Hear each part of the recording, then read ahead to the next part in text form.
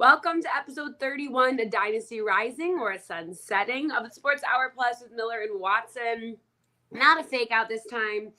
Sorry about all the confusion this week. All on me. It's wedding week. There's so much going on. I'm currently up in my in-laws, and I'm going back to my house tonight, going back up here tomorrow morning. Just a lot happening. Going down to Virginia on Wednesday for wedding stuff. So the next time you see me after this, I will be Mrs. Bedard, which is very exciting. But yeah, lots to do. But for the next hour or so, we're going to talk some sports. But Kylan, how are you doing? I'm good, Morgan. I'm good. A hectic weekend on all fronts, right? Like I'm not planning a wedding, but there was a lot of active barbecues. Went to good old Lancaster Friday, with a day trip with the Rents. Saturday was a cookout, block party in New Jersey of all places. But shout out Fun. to those friends. Like who knew New Jersey has block parties, right? so so that Sunday was pretty. Yesterday was pretty chill. Yeah, now we move, right? It's finally cool up here in the Northeast, and by cool we mean 85 degrees instead of 97. So Yeah. Yes. Yeah. It poured down rain here in Connecticut, so it's nice. It's like 77 right now. So okay. we got a little breeze going on. I'm actually in my in-laws' apartment above their house. It does not have AC currently, so I've been sweating, but it's been very, very nice. Huge shout out to them for letting me stay here. Dan needed like a day to get all of his stuff done without the dogs and everything. So, but then I'm coming back up tomorrow to get my nails done. It's a whole thing. Get married. You'll see. Anybody who's been married knows that week of just starts to get absolute chaos. Your brain is not working correctly. So we'll try our best here. Make sure to give us a follow on Twitter. I'm sure I will be posting things from my wedding. I can guarantee you for the next probably 3 weeks, you won't see much sports posts from me. As this time next week, I will be in Indonesia on a 12-hour time difference, which is a little bit nutty. So we're ready to rock and roll.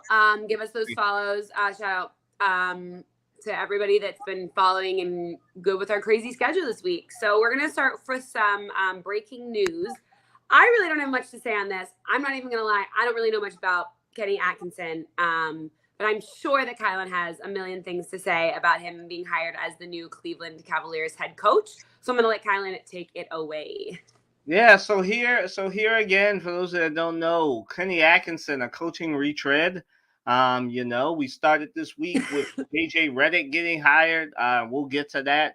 But Atkinson, a coaching retread, gets hired. The former Nets coach, current Golden State Warriors assistant, on his way to Cleveland. Good for him.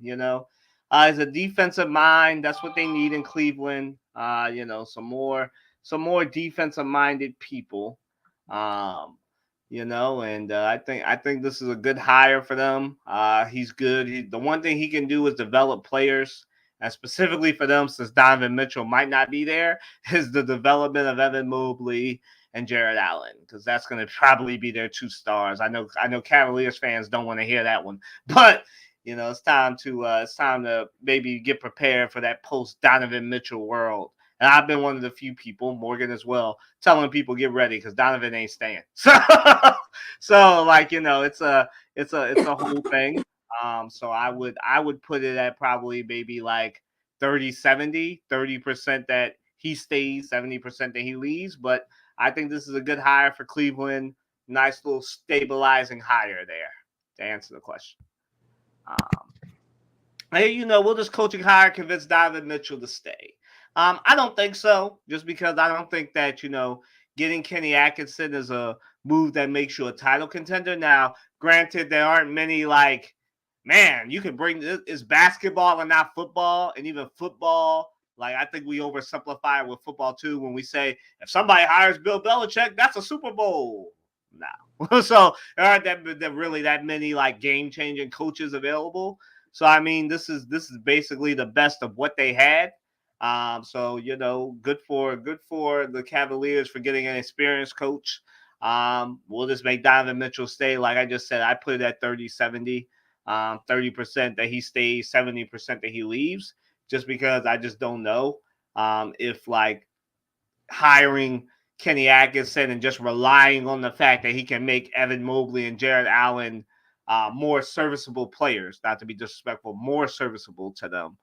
More serviceable players is something that Donovan Mitchell wants to wait on, especially with, LA, Miami, Philly, New York, his hometown calling. Like, I don't know if that'll make me want to stay after I spent, 4 or 5 years waiting on Utah to do the same thing. So, I don't know about that one, but I think Donovan Mitchell is probably gone. Does Zach hire and make the Cavs a contender to the Eastern Conference? No. Like I said, that's a hire to stabilize you. It says, we're trying, excuse me. But I mean, it doesn't make me think that they're going to be better than the Celtics, the Sixers, the Bucks with a season under their belt with Doc Rivers. I just don't know if that really, it might make them the 5th team. I think it keeps them where they are, right? 4th or 5th, depending on what happens with the Knicks.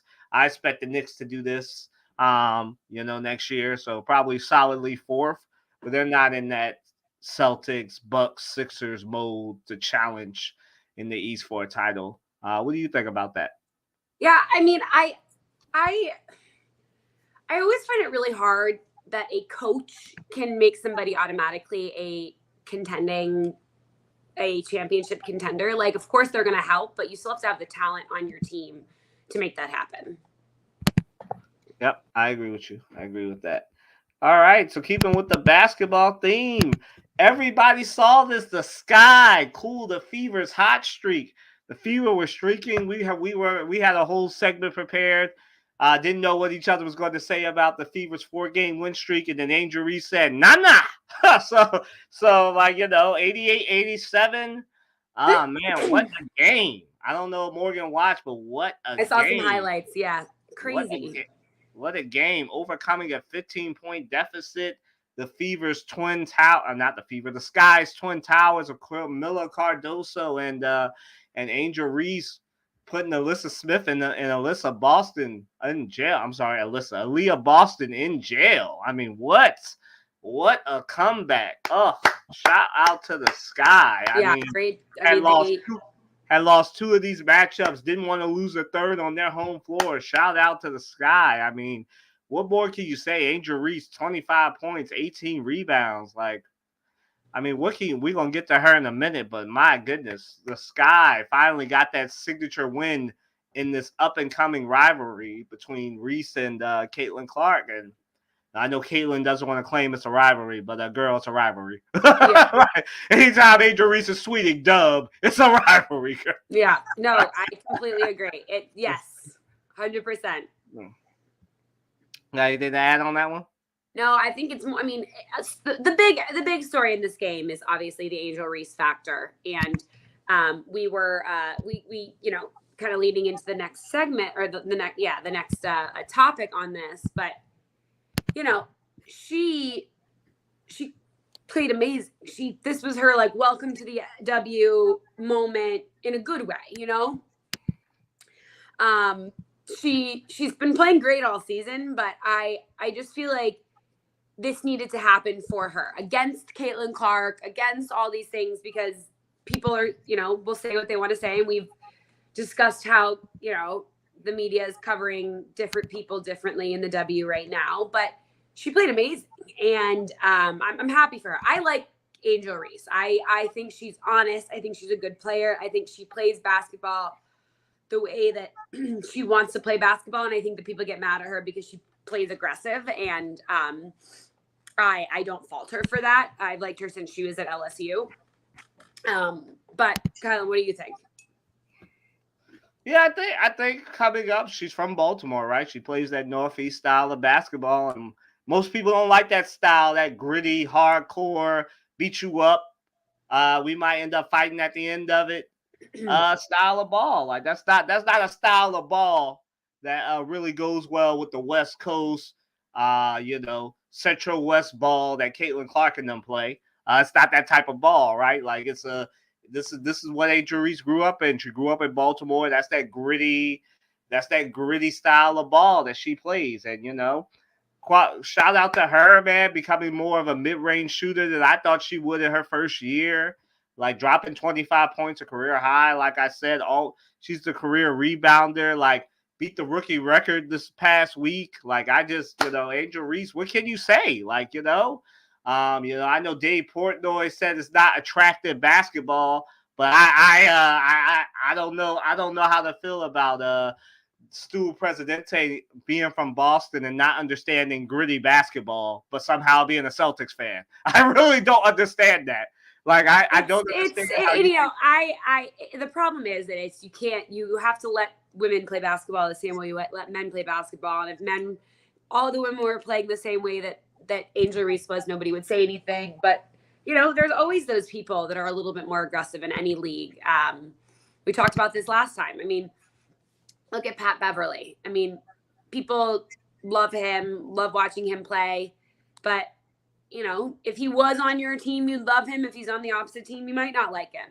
That's some perfect comparison. Somebody got to cheer for Patrick Beverly for a couple of months before the Sixers traded him out of here.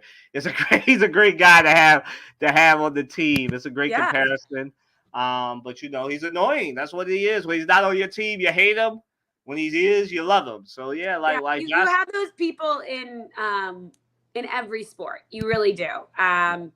You look at all of the enforcers in hockey, and when you have people on your team, you love having them on the team, and it's fun to root for them. But then the second that they get on the other side of the glass, you're like, God, like this really sucks. Like I don't want to. You say that they're dirty or they do this, but the second that they're on your team, you love them, right? Right. I totally agree. So I think that I think that people just need to let people play ball, and the world would be a better place right now if we just let people play ball, play the style of ball that they're supposed to play. Sometimes it's not going to be attractive. Sometimes Angel Reese won't be putting up 25 points. It'll be something. It'll be something like she's a tough, hard-nosed player. That's what she does. She's not going to be out here pulling up from half court like Caitlin Clark. No, she plays differently, and that's fine. Everybody has different skill sets.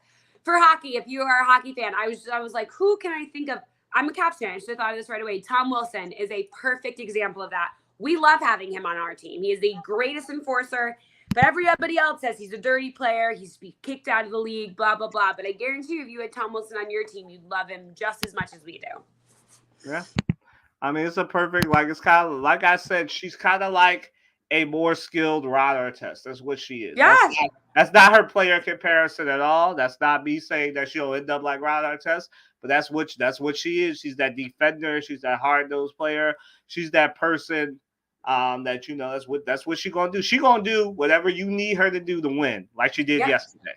So and she has her fans, like we said before, 6 million people tuned in onto grainy Twitter footage to watch her play a preseason game. So it's not, like she said, it's not just Caitlin that brings fans. She brings fans too. I mean, that's what we'll say about this. But yes, this is a rivalry. This is great for the league.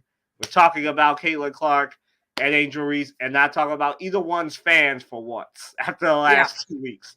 So, this is a positive development. Hopefully it continues. So are the Fever and Sky finally hitting their stride? Now, we know Fever fans, obviously you guys were on a 4-game win streak, and Angel Reese and them brought it to a halt. And the Sky were middling, but maybe this will be, to me, matter of fact, I'll let you start. Do you think they're hitting their stride?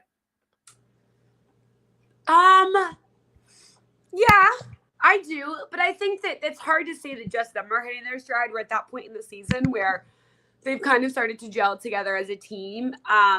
I still feel like the Fever have some internal stuff to figure out. I feel like they don't look like they're gelling as a team, if that makes sense. Like they're fine when they're on the court, but it just seems like, I don't know, there's a lot of yelling at each other and things like that. But I would say that I think both teams are really comfortable in the style of basketball that they're playing right now. Okay. Yeah, so I think that I think obviously the Fever have been hitting their stride. a little bit more than the Sky. The Sky have been, middling for a little bit, but they're both 8 and 9 in the league. They're both challenging for a playoff spot, the last playoff spot in the league. And obviously, we don't know. It's only June. Like the playoffs aren't for a few more months, and there'll be an Olympic break, so we don't know what'll happen. But these teams are hitting their stride, specifically for the Fever. I am glad that Caitlin Clark, as a fan of her, is now just playing the game instead of doing too much. She's turning the ball over less, feeding the ball to Aaliyah Boston. Aaliyah Boston is really, if you want to pinpoint what happened, Aaliyah Boston being dominant is what has helped the Fever win games. Now it didn't turn out that way yesterday, but Aaliyah Boston really being that girl and to being able to turn that on. So now Caitlin can have her 20 and 13 points, 20 points, 13 assist games, 8 rebounds, dang near triple doubles. And it's helped them win games. Obviously, Nalissa Smith as well. Her coming in has really helped. So now they actually have a big 3 in that lineup, 3 threats instead of just 2.5 threats. So it works out. Thanks, Josh. We're enjoying your feedback, man. Thank you so much. But yeah, it's one of those things, right? The Fever are clearly hitting their stride, whereas the Sky are still trying to figure that out. That's what happens when Camilla, obviously, she missed some games for a hand injury from the tournament. Angel Reese has been trying to figure it out. And Chicago's just an up-and-coming team. But I think that despite all that, still being in 9th place, just getting a highlight victory, over the Fever. I think this is that type of win that really can propel you. Now, am I going to say that either one of these teams are going to make the playoffs? I don't think so. I think that both of them will fall off eventually. But I think that both of these teams are going to be had top 3 picks the last few years for a reason. And I think they'll end up right back there again. But it's fun right now. And I think that they have some time to prove me wrong. But if you wanted me to put money on it right now, I think if either one of them makes it to the playoffs, they're a first round exit waiting to happen. But hey, that's better than sucking and having a top 3 pick, I guess. But either way, they'll still have a top 5 pick. So good for both of these teams. They're definitely hitting their stride. Like our boy Josh is doing right now, man. Hit us up. Let us know what you think. We're definitely right here on the live chat. Really enjoying this doing this. Like we said. But yeah, moving right along, unless Morgan has anything to add, but moving right along. Should Angel Reese continue to talk to media or let her play do the talking? So for those of you that don't know, I'll explain this and I'll let Morgan go. So last weekend, Caitlin Clark, Angel Reese got together. As often happens, Angel Reese with a hard foul. Normal basketball play, hit her in the head. Happens a lot. Morgan and I used to play basketball. We can tell you that this happens a lot. You get hit in the head, the forehead, the back of the head a lot. Going up for layups. That's why Morgan said when she played, she just shot threes and passed the ball. Yeah, it's a whole thing, right? If have you even really played basketball if you don't have a he or she hit me in the head story going up for a layup or a dunk? Do you not, if you don't have these stories? I know I broke my nose. I broke my nose going for a jump ball coming down from a girl came down from a layup and I grabbed it and she went like this and then she let go and I. Oh man. See, that's what I'm talking about. Did you even really play ball if that didn't happen to you? Yeah. Normal basketball players amongst people who either play or watch basketball, that was nothing. But obviously, it was a whole thing. People wanted Angel Reese in jail last weekend. If a normal basketball player could get you in jail, Angel Reese would have a record right now. Now I'm being facetious here, but yeah, that's what a lot of people. Y'all think I'm kidding, but that's what a lot of Twitter looked like 2 Sundays ago. So yeah, they wanted her in jail, death penalty. They wanted some stuff for her to happen here, right? And so to this point, Angel Reese's home paper, not the Baltimore Sun, but the Chicago Sun-Times, went up with an article. Obviously, as both of us know, some of you don't know. Being in media, people have different opinions. Obviously, in papers like the Chicago Sun-Times, people write stuff, and these editors. This is why I said last week that media is not really geared to cover the WNBA now that it's become more popular. Well, And this was one of them things where somebody wrote basically that Angel Reese was playing like a thug for doing that to. They didn't say this, but y'all know I dub her the Great White Hope. So yeah, for striking, the new star player in the WNBA, right? There was a whole thing. So Angel Reese said this week that I'm not going to give y'all more than 2 words to her hometown paper. Obviously, very very pissed that they basically called her a thug for a normal basketball play, in so many words. So this is where this question comes from. So now, having all that background, I'm going to let Morgan go first. Yeah,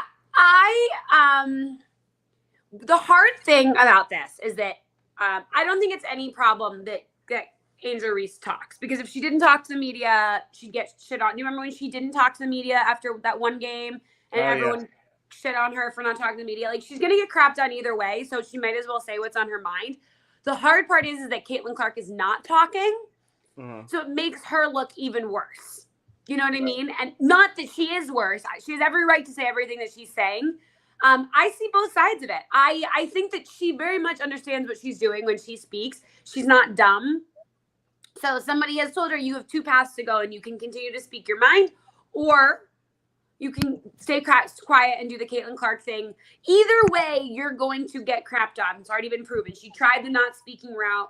Didn't work. Speaking route doesn't work. Maybe she does the what's the guy, the football player who says, I'm just here to not get fined. Marshawn Lynch. Marshawn Lynch. Maybe she tries that. I don't know. But I have no issue with her speaking her mind. Coming from a person who speaks their mind 100% of the time and doesn't always, it gets me in trouble sometimes, but I understand the need to always say your side of the story, so I can't blame her. Also, you're from that area, so you know. Yeah, that. I get it. We're combative and we like to be right, and we're from right outside of DC. We grew up around politicians. But I just I feel for her, and I understand that she's in a lose-lose or win-win situation, however you want to speak about it, but really a lose-lose situation. She's going to get crapped on either way. She might as well speak your mind. That's how I feel about it. Okay.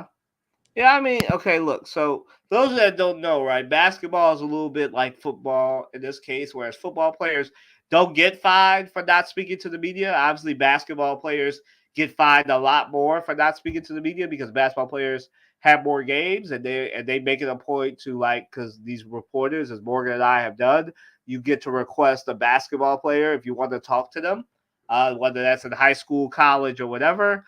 And the people in PR makes them available for you because it's basketball, and usually they have no reason not to talk to you unless you piss them off, which is what happened in this case with Angel Reese, where she basically said she was only going to give people 2-word answers because that, to quote her accurately, because we want to be accurate here, she's tired of people twisting her words, and I mean that happens a lot, specifically in national media. She's pissed at a local paper who should know better. I don't really understand what's going on at the Chicago Sun-Times that they don't know better. But I am of the mindset that she can do what she wants. People have been using her name to try and make her seem like a villain. She said that she liked the villain, but it was in a different context than what some of these national outlets were making it seem like. She was saying that in reference to like the LSU route of them basically being the villain and that as a team, not her specifically being the evil villain Joker type. But that's where people took it. So like, that's where we are right now. And that's why I said like media is ill equipped to do this correctly. They can do it in a NFL, NBA type because they know men are being joking and being sarcastic. Whereas with women, it's a little bit harder to tell. I hate saying it like that because it is, especially with black women. It's a little hard way to tell. And being from Baltimore, she has that hardcore in between Philly, New York accent that makes it sound like she's being more aggressive than she is. So it's a whole thing. There's a whole lot going on here. I've said this 2 weeks that this is race meeting with the way people talk, meeting with the Northeast style of basketball. It's a whole thing, and the majority of the media really don't know how to cover it because they're not used to covering somebody from the Northeast in a high profile position very well. So it's a little bit different, right? Than covering Steph Curry, right? North Carolina born and raised dude. Like this is the regional differences that Morgan and I talk about, right? Like the Northeast is a little bit different than the way everybody and the way we say things and the way we do things is two different things in comparison to the way everybody else does it. So Angel Reese completely should do what she feels is right. If she doesn't like the fact that she's the butt of every joke every time she says something and they don't quote her accurately. I know this happened with AJ Brown. They weren't quoting him accurately, and he literally called into the radio station. I know Morgan probably cut this on PFT. He literally called into the radio station to call them out for BSing and trying to get him traded. When he had requested a trade, where everything was good with the Eagles, and he basically was like, "Why are y'all trying to break up a good thing, right?" And so, this is what happens, right? You're in this horse race stuff, especially in local media too. Like the stuff happens because of this. So yeah, Angel Reese shouldn't be talking if she doesn't want to talk, and she can pay the fine, she can pay the $1,000 if she wants. She still got her LSU NIL, so she's got enough if she doesn't want to talk. And I honestly think it's your right when you're a high profile star to like set the tone, and hopefully they'll cover her and Caitlin Clark a lot better instead of just watching what she quotes. I mean, even like we've all noticed the change. Like both of us, if you follow Angel Reese, you see that she's gone from like tweeting at least a sentence or two to or Xing. Sorry, it's not Twitter no more. Xing a sentence or two. Now it's just W, like what happened yesterday. W. No, nothing more needed to be said than that. Dub. That was it. And you seeing it now that she's really approaching this. And that's a tough place to be, like the us versus them thing that she might be in because she doesn't like the way she's been covered. Now, the one thing I would caution her is, Angel, I don't want you to be a Barry Bonds, right? Now, basketball media is not like the MLB media. It's a lot more progressive.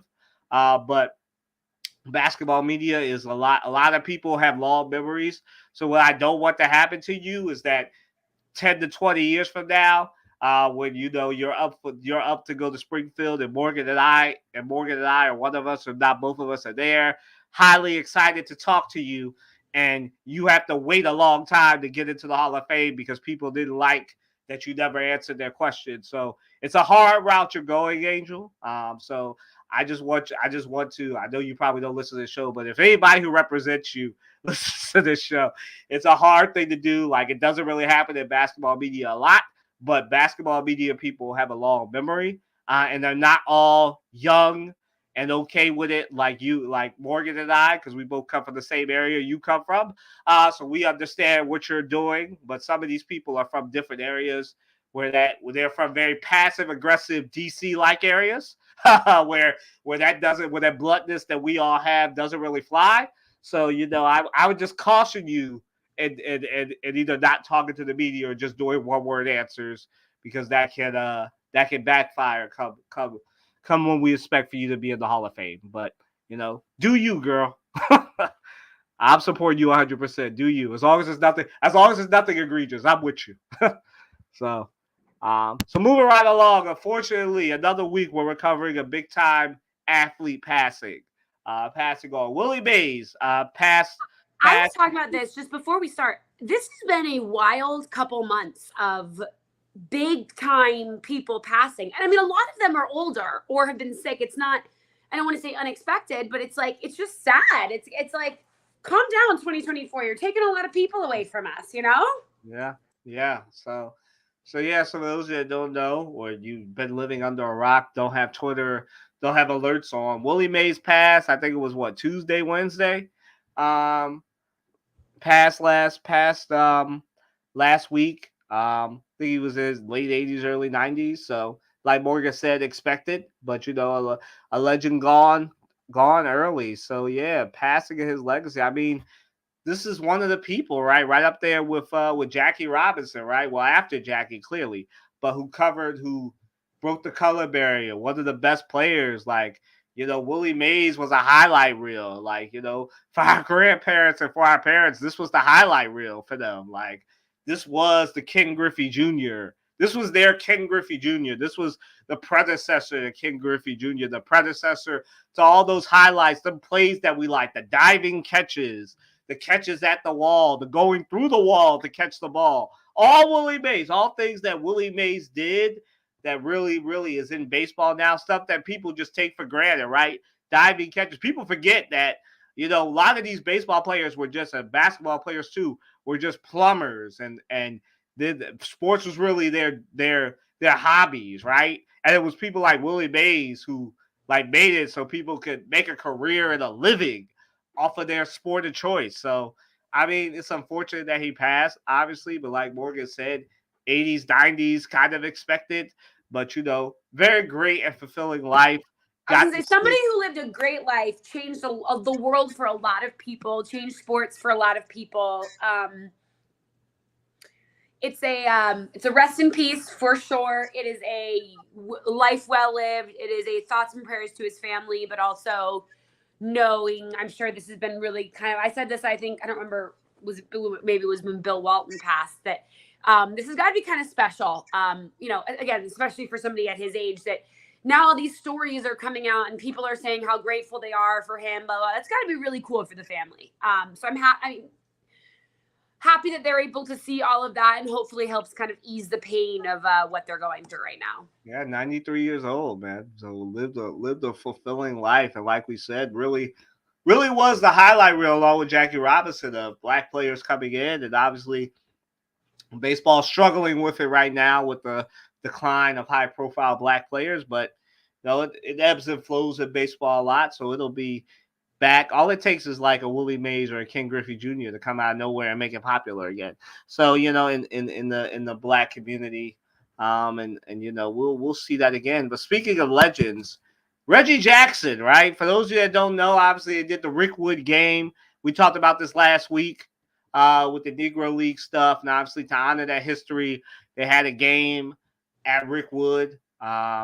And Reggie Jackson, and this is the positive stuff about media, a diverse panel. Alex Rodriguez asked him, I think, about like, had he been through anything, any racism and stuff. Now, obviously, people would be like, oh, not Mr. October, not this, not that.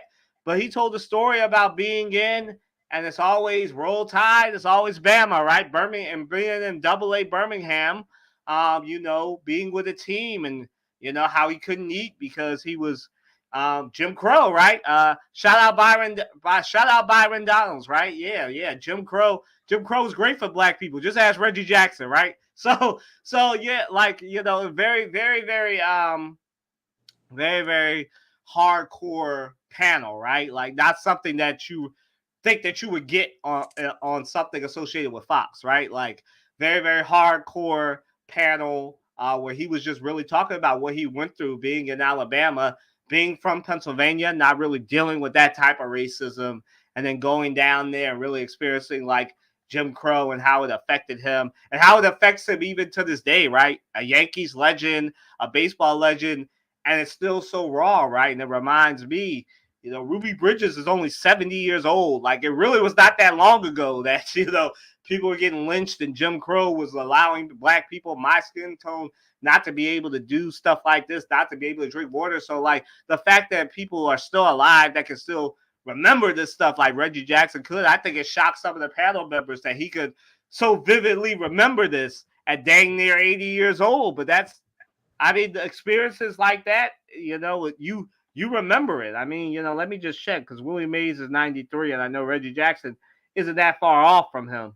78, 78 years old. So really still in his 70s, still remembers it. So, Ruby Bridges is 70. Reggie Jackson is 78, just lost Morgan. Hopefully she'll come back. But it's a crazy, crazy time. That is what happened with Reggie Jackson. And like I said, we have politicians that were saying that like Jim Crow was a good time for black people and black families. Not really. Just ask Reggie Jackson, right? Reggie Jackson was retelling that tale, and it was a very crazy time for him. And I want to be able to get Morgan in here to talk about this. I think she dropped. Hopefully she will make her way back in here. But in the meantime, in between time, I'm gonna move right along to the NCAA. Um, Hold on while I text her back. So the NCAA is supporting Dartmouth's appeal and rejection of the men's basketball team. Um, um, men's basketball team being able to unionize and be recognized as employees. So those of you that don't know, the National Labor Relations Board, um, allowed Dartmouth's men's basketball players to unionize, and basically said that they were employees of the school and everything. And obviously, the Dartmouth administration didn't like that. Neither does the NCAA. Morgan's back. My iPad died. That was the weirdest Yeah, thing. It's literally plugged into the charger. I have no yeah, idea. So yeah. So I'm gonna hopefully it let doesn't you. happen again. But Yeah, I have my phone charging in case I have to go on there because nothing is ever easy ever. yeah, yeah. So I was just going into Dartmouth, but I know I didn't let you get into Reggie No, Jackson. everything you were saying is correct and right. And again, I as a privileged white woman, refer is not the right word. Give you the floor. What is that word? God, I told you guys when we started, my brain was not going to be working today. Just you I passing hand it. it over to you because Yeah. and I agree with everything you said. I thought that you spoke really, really eloquently on that. So All I right. think we'll leave it at that.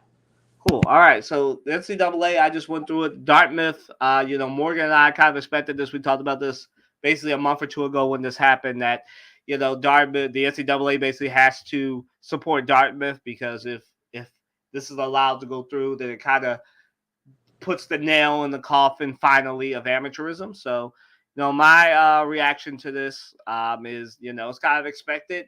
Like we said, the NCAA, and this is no knock on Dartmouth as academics, never been there. I know it's an Ivy League school. I assume that everybody's smart there, but this is another case of people's selfishness getting in the way of the moving train, right? Like, some Morgan and I being in media, we know that some people go against their self interest, just to she dropped the just to do it, right? Like, this is what is happening here, right? The NCAA has to support Dartmouth because if they don't, then it's all over for amateurism, and all the manipulation and mechanization that the NCAA is doing over the past few weeks with that House versus NCAA case. It all goes to naught if Dartmouth men's basketball is allowed to unionize. So that's my reaction to this. Kind of expected. Once again, it's the NCAA and Dartmouth having to take the arrow and the shot for the NCAA. And I think that Dartmouth and the NCAA, with all their fancy lawyers, will lose this case. The men's basketball team will be able to unionize, and bye bye amateurism, which shouldn't have been there anyway.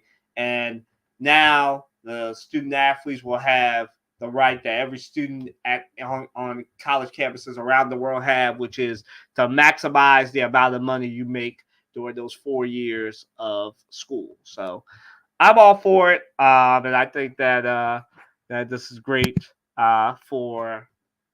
This is unfortunate, but great for the athletes because I think that they'll win. I think anybody with sense would see that, this is just the NCAA and Dartmouth trying to limit the money while they make all the money. Morgan's back again, so I'm on my phone now, so hopefully I won't die. I'll yeah, let my phone or let my iPad charge for 20 yeah. minutes maybe, and then we'll be able to switch back over to that. So Yeah, yeah. So I was just saying that the Dartmouth kind of has to take the bullet for the NCAA, and that this is just hindering progress. But I'm gonna let you go. Like I said, I totally expect the NCAA and Dartmouth to lose this case, and they yeah, can appeal it all the way up to the Supreme Court because the Supreme Court has already said that they shouldn't be limiting these athletes, and obviously they're trying to use their machinations and everything with these settlements to prevent stuff like this from happening, but it's going to happen. But I'm gonna let you go. yeah, no, this has been an ongoing thing for what 5 months now. We've been talking about this. Yep. And yeah, I don't know. I mean, we've talked about it a lot, the way that we feel on both sides of it.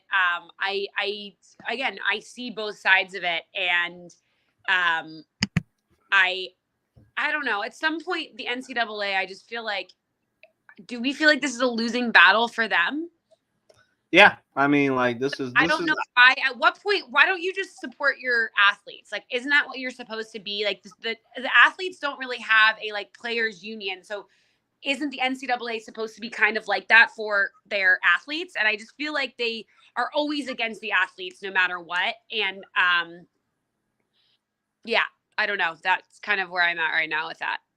Yeah, I think so. So I think that, like, obviously, like I said, I mean, you were off, but I'll repeat it again. Like, at some point, as we both seen, I mean, you live in the DMV, so you've seen this, right? You got to take bullets for things that you might not want to take bullets for, just out of principle.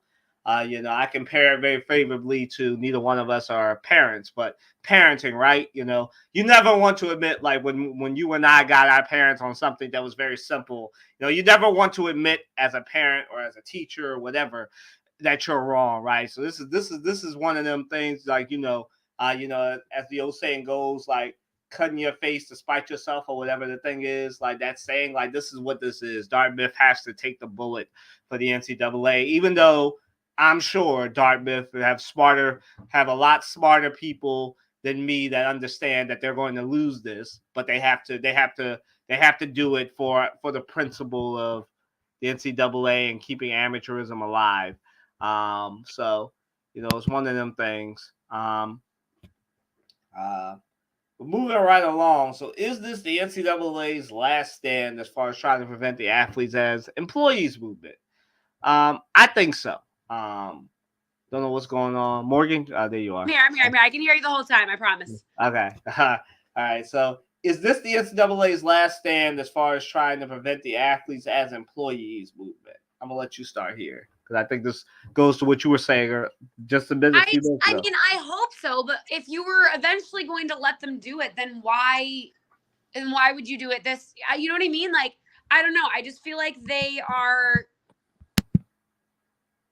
doing everything in their power to make this more complicated than it needs to be.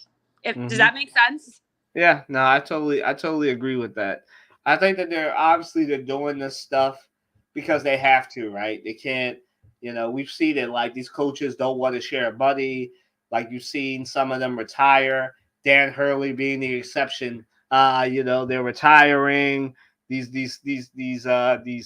ADs whose whole responsibility is to manage athletics programs and talk about, we may have to cut the programs that don't make money, the track teams, the cross country teams, the swimming teams. I'm like, isn't that your whole job, though? Like, I feel like I say this every time this topic comes up. If you are a leader of a college, specifically an athletic director, right, and you have not figured this out after having all this time, because you all are wasting money, the money that basketball and football gives you, on giving new football and basketball facilities over funding the swimming teams, the diving teams, the track teams, the soccer teams, the lacrosse teams, then you don't deserve to have your job. You should be fired, because that is your whole job. You are the athletics director. So, Morgan, stop me if I'm wrong, right? Isn't your whole job as an AD to be able to manage stuff? Like, isn't that the director part of your job? Literally your whole job. Like, the definition of your job. Yeah. The definition. Yeah, like, what are you doing? Like, why did they let you be a director if you are out here, and some of them are on record saying, oh, we're gonna have to cut the track team. Oh, we don't know how we're gonna get all this money. Y'all make billions of dollars, right? The coaches, literally, it's either a basketball, or, if you Google it right now, guys, whatever state you're from, it's usually the basketball or the football coach that is the highest paid employee of your state, right? In Pennsylvania, it is Franklin, right? Like, yep. he makes more than Governor Shapiro, because he's the Penn State football coach. He has to make money, right? So I don't really understand, why are y'all wasting time? Not that these stadiums and stuff don't need to be redone, right? God knows I'm a Syracuse alum, right? There's stuff on Syracuse's campus that needs to be redone. But the money is there. What are y'all doing? Like basketball and football is not the highest rated programs y'all have. I don't understand why y'all wasting money on other things when you should be funding these programs. And now that the train is out the station, you're all saying, "Oh, now we're gonna have to cut stuff." That's your whole job. You should be fired if you can't financially manage this stuff. You should be fired. I mean, that's absolutely true. Yep. Right. Yes. So moving right along to something that both of us call that will happen, but I don't really want to talk about, but I know Morgan does. Celtics win their 18th championship a little bit later than Morgan thought, because like I said, you got to believe Colin when he talks about ball, right? Like I told y'all, the Mavericks had one game in them, one win in them. And that's exactly what happened. So I will give the floor to the person that was in Connecticut and saw them celebrating. Is still in Connecticut, and they're probably still celebrating this. Celtics win their 18th championship, all in a time for New England, right? UConn gets back to back, and their other team, Boston, wins the title. Go ahead, Morgan. What was going on? Were they dancing in the streets? Yeah, it was people were happy here for sure. It's weird. Down where we are mainly like New York fans, but kind of up near where Dan's from, it's a little bit more 50-50. People were happy. I enjoyed watching the celebration. I was happy for Jason Tatum. Him with Deuce was so cute. Good for them. They were the best team all year. They deserved it. And it's sometimes nice when it happens like that, when the best team wins the championship. And,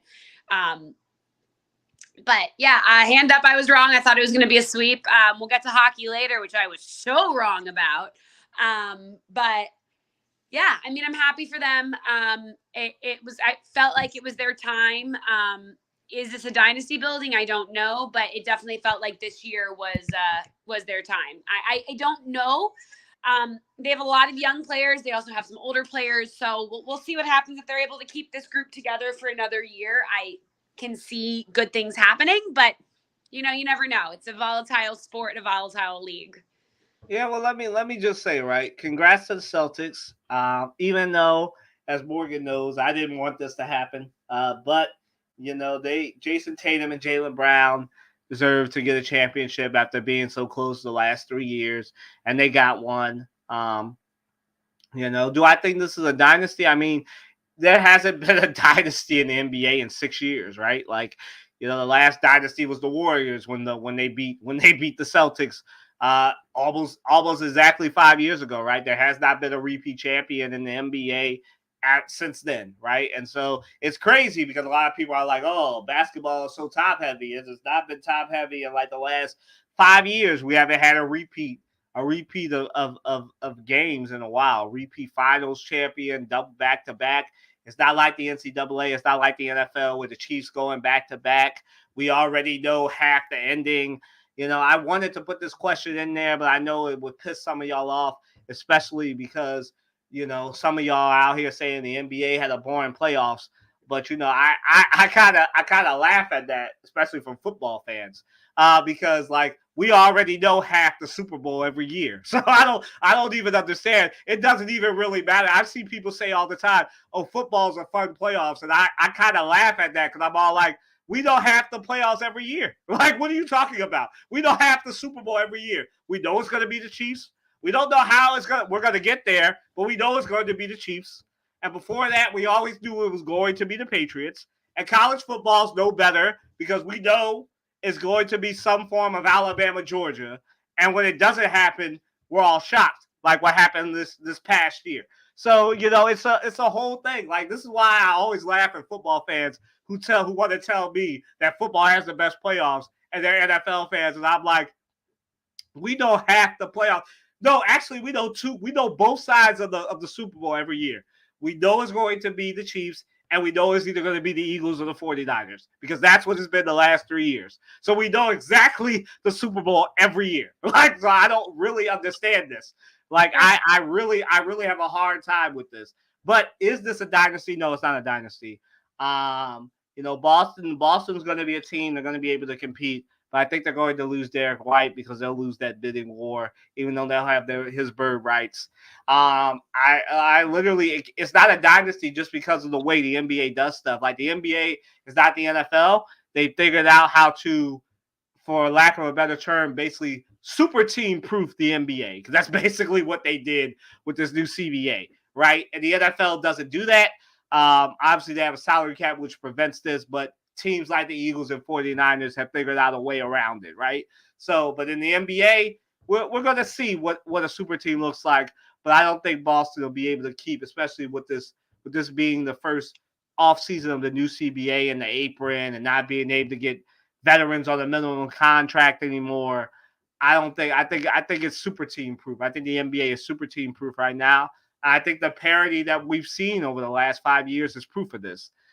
So yeah, is this a dynasty? No, but I would love to know, as Morgan is more of a majority football fan, what she thinks. Is the better postseason, or like, does she agree with me that we know both sides of the Super Bowl every year? There's the differences are the series versus just the one game. That's just what makes it a big difference, is that realistically anything can happen in one game. So I feel like in the NFL, you tend to have more upsets just because you're not playing 7 games. You're playing one. Right. And somebody can have one bad game. Somebody can get hurt. You can't, you can't, if you drop one game because somebody gets hurt in the NBA or the MLB, NHL, you can kind of, take your game plan and make it work. You lose a game, you can take your game plan and fix it a little bit. Whereas in the NFL, you go in with your game scheme, and if it's wrong and you're going to lose. So I see both sides of it. Yes, there's definitely something that's like more exciting about an NFL, in my opinion, just because it is one game. But you do have such dominance right now in certain teams that you tend to know one or two of the teams in the final playoffs, which I agree. But my thinking is that, yes, it is a little bit more exciting only because it's just one game. It's only exciting because you get those upsets in the first round, and then those first round teams play the Eagles and the Chiefs, and then you see that it's not real. It's not real. That's what happens. That's what happens in college basketball too. We all had hope for Houston, and then UConn said, "Nah." So we'll get there. We'll get there. So what's next for the Mavericks? Oh, stop me if you heard this before, Morgan, because I love kicking Dallas when it's down. A Dallas team gets to the big game and chokes? What? Oh, man. No way. I mean, look, man, here's the thing, right? Like, we both said that the Mavericks, I'll give us both credit. Both of us weren't victims of recency bias with the Mavericks that I feel like a lot of people were. They saw them beat 2 relatively young, most inexperienced teams, and they thought, oh, they're gonna steamroll Boston. And I'm like, nah, bro. Like, no matter how offensive and illogical some Celtics fans may find me, they have to admit that I've been fair to their team. Like, I've said that they weren't a juggernaut, and they won't be until Kristaps Porzingis came back, and Kristaps Porzingis came back, and lo and behold, they're a juggernaut again. So like I said, over this postseason, the Mavericks had no chance. The only 2 teams that could have beat the Celtics were the Sixers and themselves, and they didn't make enough mistakes for the Mavericks to take advantage of. But what's next for the Mavericks? They have to figure this out, man. They can't just have a team of that just revolves around. It's the same thing that Boston had to figure out, right? You need a third scorer. You need that person that's going to take the pressure off of Kyrie and Luka, especially when Luka is basically on half a leg. And I don't understand why he's playing in the Olympics. I mean, I do understand why he's playing in the Olympics, because it's that former Soviet Union country patriotism. But I don't know why the Mavericks haven't been like, yo, go rest. Like, we do not want you in the Olympics, and then starting the season in October. So, but, he's going to do what he wants to do. But what's next for the Mavericks is getting a third scorer, getting bigger on the front court, figuring out, is there something there with Derek Lively or not? I think so, but I think he needs to get better at his offensive game. I know he's young. But yeah, the Mavericks have to figure this out. They have to get a third scorer. They have to get a more deeper bench. Um, like I said, yeah, last week, as Morgan remembers, this was their best shot at getting a championship. This was their Dirk Nowitzki improbable title, right? And it didn't happen. Like this was the best team for the Celtics to go at in the Western Conference because they had the advantage and everything, but in guard pair, and they won. So, and that's what happens. But what's next for the Mavericks? Like I said, third scorer, deeper bench. Um, get younger. Derek Lively has to figure out his game, and then they might be in the Western Conference Finals again. But I just don't think so. I don't think Denver will be as weak as they were. I don't think the Timberwolves will be as weak as they were, especially the front court. And I think that the Thunder, speaking of, and we'll get to that, are basically going all defense right now in the offseason. So they are going to find a way to, backcourt proof their team. They're getting defensive minded with we're gonna beat the Mavericks and when we see them again. That's what they're thinking. So what do you think, Morgan? What do you think's next for the Mavs? Other than a trip to Disney to Yeah, Hawaii for a I mean, I vacation. think I think everything you said is true. I think that it's a reflection. They you can't be a one person team. That's not realistic. And I think they just need some more depth on their team. And I could be wrong about that, but I think that the depth is really what they need. No, I don't think you are. I think that's very true. So to the other coaching news, Morgan and I were correct. JJ Redick has finally been hired as the Lakers coach. Morgan, your reaction to this? Thank God it's not Hurley. No, I mean, we knew this was going to happen. He's friends with LeBron. I think he'll be fine. I think that, I'm not willing to write him off just yet. I think that hopefully he can take everything that he's seen reporting on media and put it into action on his own team. And it doesn't make me as sad as taking a good coach from somewhere else, knowing that probably in a few years they're going to get fired anyway. So JJ Redick is, if he gets fired, fine, we'll just go right back to media. So I think it's a perfect marriage, I guess, for all of the situations, if that makes sense. Yeah, so I texted some of the Lakers fans in my life, and obviously this is not a coincidence that I'm wearing Lakers yellow, but it's just that this was the nature of the thing. I felt like wearing yellow today, but yeah, so I playfully told the Lakers fan that I saw in church yesterday. I said, "Sorry about your Lakers." I just am of the mindset that I think this is a good match, a good. I'm one of the few people to be. I'll say this. I think this should be a good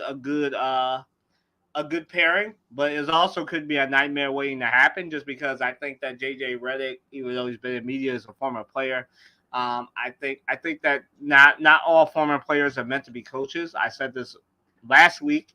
I don't really think that JJ Redick is a coach type personality, but he has 4 years to prove me wrong. I think he is more of that analytics GM type of player. And Steve Kerr is a perfect coach, but he was always a good coach. If you watched him play, you thought, hey, that's a coach personality. Like, I don't see a JJ Redick and think coach. I think GM or president of basketball operations.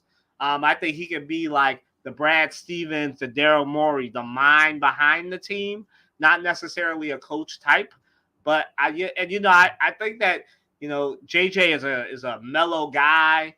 You've got LeBron and AD. LeBron is very passionate, especially now that he's about to be 40. And basically, he's doing this basically in age. His numbers aren't doing this, but his age is. His body's breaking down. I think you're going to get a more frustrated LeBron. But I do think if anybody can tell LeBron, hey, we're putting you on the bench. And I'm not saying this is going to happen this season, but it probably will happen during this 4-year contract that he has, that he'll have to sit LeBron down and be like, yo, dog, you ain't got it no more, man. I know we're podcast co-hosts, but, I know we're friends and everything, but you ain't got it no more. So, I think that'll happen to LeBron, not this year, maybe not next year, but somewhere in the span of that 4-year contract, right? And I think that, obviously their very, very good podcast has to end now. I think that'll be interesting, right? Can you imagine they're coming off of practice after he either cursed LeBron out or tried to tell LeBron what to do, they have to do a podcast together? I think that would be interesting. Because it's been a good, I don't know if you listened to it. Like, I've seen some clips. It's been a good podcast. Yeah. It's been a good podcast. I think it's great. I know LeBron said he had nothing to do with this. Obviously, he has to say that just because he's a podcast co-host with him, and obviously the NBA takes tampering very seriously. So, but I think this is a great. I'm kind of answering the next question. This is a great pairing, but I also think it's a nightmare waiting to happen, especially because I don't think JJ is that coaching type of personality. So I think this can end up one or two ways. JJ quits after the first year. He does a college basketball coach. He quits after next year because it's the Lakers' job. It's high profile. You're dealing with LeBron and AD. Or we'll start hearing, and ESPN will have this first because of their relationships there. Stephen A. Smith will be saying, oh, they're not feeling JJ anymore. They're doing this. They're doing that. And then I hope what happened to Coach Griffin doesn't happen to any other person again. But I feel like JJ Redick is a prime example of this happening to them. Plus, again, like, let's address the elephant in the room, right? Somebody whose only experience really is playing and doing play-by-play. It's kind of I know a lot of these coaches are upset because, like, it used to be that you just wait on the bench, you're the coach in waiting, and they hire you. And now these former players are taking opportunities from these coaches, and it's kind of as a non-coach, I feel like it's kind of ironic because we're in the industry where this happens to us a lot. So I think it's kind of ironic that this is now happening to coaches. So I think for any coach that's upset at this, you either can do one or two things. You either can get better, go be a college coach and make yourself undeniable, or you can just stay on the bench and keep being silent about these former players taking your opportunity. You can do what we do, get better and be undeniable, or you could take it and be quiet about it. That's really the only options you have. So it's unfortunate, but this is what happens. This is the monster that we have created, right? Like, as a former player, you either go become a coach, a GM, or a media person, and it's kind of crazy, but that's where it is. Morgan, you got anything to add on that? I know the dogs are barking in the background. All right, so the other big thing in the NBA, right? Alex Caruso gets traded to OKC, and Josh Giddey gets traded to Chicago. My reaction to the Morgan, what's your reaction to this? I was surprised. I did not think that Caruso was going to get traded. That really surprised me. I felt like he was kind of a staple in Chicago, and that the people there, the fans, really had gravitated towards him and liked him. He had expressed that he liked the city, and I know that that's not how it always works, but that surprised me. Okay. Yeah, I think it surprised me too. And it only surprised me just because I thought that Chicago would be shrewd enough. And again, this is what happened when you hire GMs and stuff, first-time GMs. You get inexperienced deals like this, right? This is no disrespect to the current GM of Chicago, but everybody in our industry knows that he's inexperienced, right? And you had teams like the Sixers and the Heat willing to give you role players and picks. And I'm not just saying this because, like I said, when we discussed this, I take my Sixers fan hat off. I'm being objective here, as Morgan knows. So the picks, you could have taken the picks of the role players from the Sixers, from the Heat, from any team, like, that would have given you more equity than what you got from, I think, even OKC. The OKC GM, I think, came out and said, like, Sam Presti came out and said, like, I thought he was joking when he was willing to give me this because I thought he would want picks or something else. And really all it took was Josh Giddey, right? So from the Bulls side of things, I think that they were looking for Alonzo Ball replacement. I don't know if that's Josh Giddey. He's definitely a playmaker. He doesn't really give you that on defense. The one thing you can say about Alonzo Ball is he puts people in jail on defense. Josh Giddey is not that type of player, but like I said, like I kind of alluded to when we talked about the Mavericks, right? The Thunder are basically, what up, dog? The Thunder are basically, Luka Doncic and Kyrie Irving proofing their backcourt because you got Shai Gilgeous-Alexander. Josh Giddey was kind of the net negative on defense, but now you don't have to worry about that with Caruso because the one thing he can do is put people in jail. Now the only thing with Caruso is he's not really good at putting the ball in the basket. Like he's good, but not really that good. So they have to get better at making threes and stuff, especially with the amount of wide open shots that Shai Gilgeous-Alexander and our boy Chet will create for him. So he's got to be better at that. But I'm of the mindset that this is a great trade for OKC. Not really great for Chicago because they basically traded Alex Caruso for a bag of chips and a cheesesteak. But get it how you live, OKC. I'm not mad at it at all. As y'all see, Morgan's child has decided to join us. He's very happy. He has to get his 20 minutes of fame. Yes, every episode he has to get up here for a little bit. Oh no, yeah. You're embarrassed now. Yeah. So what does the Caruso acquisition mean for the Thunder? Morgan, you want to start here? I think kind of a defensive powerhouse. I think obviously they felt that they needed some more on defense, and that's what Alex Caruso is going to bring. He brings experience and leadership as well, which I think is always a key for some of these teams, especially in the NBA. These locker rooms are smaller than some of the other sports that we talk about. So having some strong leaders, some good people, I guess, is helpful. And I think that'll be great for the Thunder to have in their locker room. I agree. I also think that it's like I said, like you said, they're kind of going the defense route. They're also going to go in the backup center market. We'll get to free agency in a minute. Just because Morgan's getting married and going on her honeymoon at an interesting time at the start of July. She knows what happens in July. The NBA gets active, so there'll be a lot of texts back and forth about whatever happens. But yeah, so that's definitely. I mean, I think you summed it up right. Defensive powerhouse, another ball handler to take the pressure off of Shai Gilgeous-Alexander. Take Shai Gilgeous-Alexander off ball. I think he is a pure point guard, but I also think he works better off ball. I don't think they had that type of player, and now they do. So I think, like you said, this is basically an offense and a defensive move. I think Caruso will be better if he can put the ball in the hole better and shoot threes better. And I think if he works on that this offseason, this is a great move for the Thunder. And we'll go into the Bulls help Josh Giddey. For those of you that don't know, the elephant in the room here, we didn't really talk about it because it turned out to be a big nothing burger. More than I don't really want to bring up this serious stuff when nothing comes of it.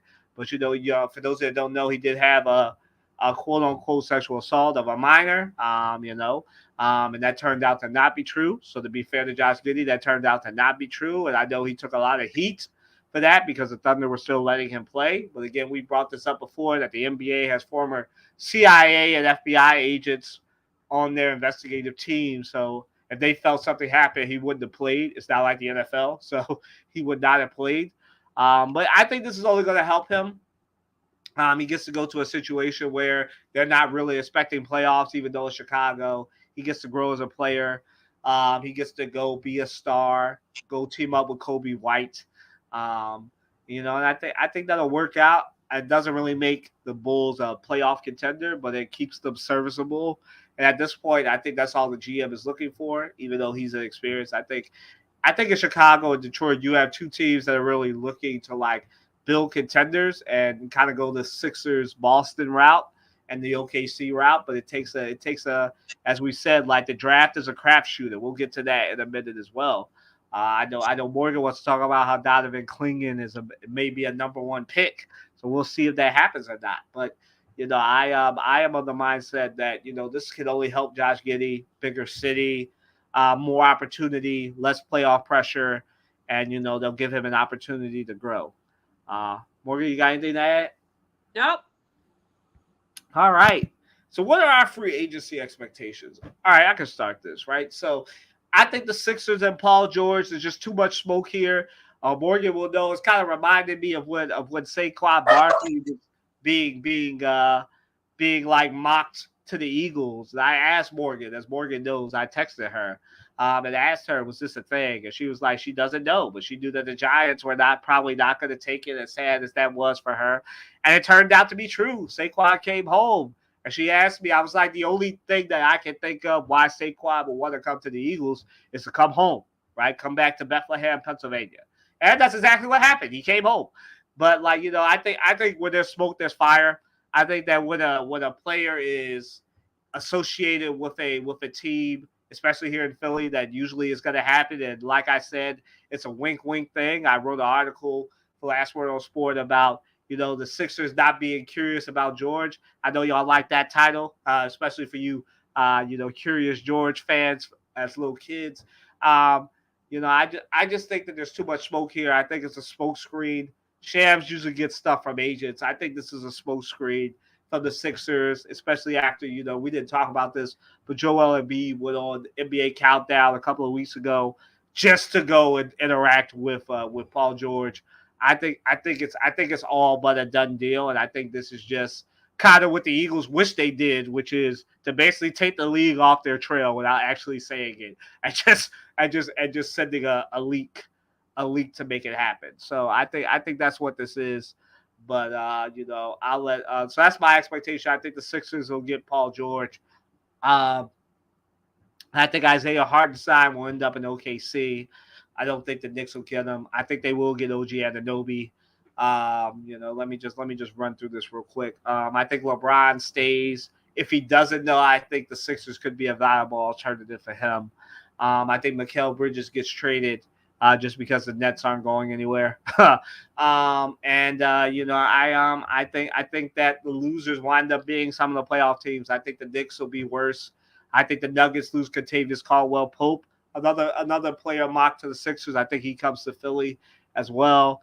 Klay Thompson ends up in Orlando. Shout out to Steven D'Agostino. I think the Magic get they don't get Paul George, but they get Klay Thompson. And I think Kevon Looney gets released. And I think the Warriors make a splash. I don't know if that is Donovan Mitchell or Jimmy Butler, but I think Jimmy Butler ends up in Golden State. I don't think he ends up in Philly. I think he ends up in Golden State. Okay. Got anything? I know you expected me to say Jimmy Butler.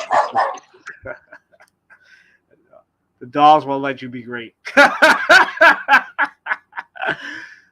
got anything to add on free agency? Or you just gonna be shocked when we come back and I'm telling you everything that's happening? I know. Come back and everyone's gonna have different rosters. It's gonna be like, what is happening? Yeah. All right. So Asia Wilson and Caitlin Clark are the top two vote getters in All-Star voting. Your reaction to this, Morgan? It should be Asia Wilson. Caitlin Clark should not even be in the conversation, but it's because it's fan voting and people are obsessed with Caitlin Clark and don't know much about basketball. I wouldn't be as you go. I don't know. This makes me annoyed, but go. I think so. Obviously, right? Like, so to clarify here, Asia Wilson is the top vote getter. It's just that in overall in the league, Caitlin Clark is the top vote getter for guards, which. I mean, you and I kind of expected this last week when we talked about this with the Olympics team, that, her fans were going to overdrive to make sure that she got into the All-Star game. And, I think that that's not a surprise. I am of the mindset that it's fine. It's fan voting. I would have been upset if it was Caitlin Clark then Asia Wilson, but the fact that it's Asia Wilson over Caitlin Clark, I'm happy about. It's not by much. I think it's like by a couple 2,000 votes. But I expect Asia Wilson and Caitlin Clark to both be captains of their team or both end up on the All-Star team, East versus West. I think is what they do. I think it's WNBA All-Stars versus Team USA, which I think will be interesting. I think that's the All-Star game this year, WNBA All-Stars versus Team USA. So some revenge there. Caitlin Clark gets to play. But I am of the mindset that All-Star voting was good. The only thing that I really have a problem with is Kate Martin being there, just because like I like Kate Martin, but an All-Star is not what she is. But again, like you said, this is fan voting, as we both know from the NBA. Fan voting is weird. We're both basketball fans. I don't really vote in All-Star stuff a lot, but I'm stuff like this happens all the time, and we'll see what ends up happening. But I think this is exciting for Asia Wilson, and very exciting for a Caitlin Clark that her fans are putting up for her. It is what Yeah, it like is. no shade. It's just like it's not who is your favorite player, it's who is the best player. And I don't know if I think there might be other people than either of those this season so far. Not Asia Wilson, Caitlin Clark. Right, I got you. All right, so the top four teams in the W right now. Yes, so you want to go? Should I? You want me to start? You can go. Okay. All right, so obviously the Connecticut Sun. Shout out to Connecticut. The Connecticut Sun, 13-2, looking really good. Took that L against the Liberty and have bounced back. Very, very good for them. Like they look like the best team right now.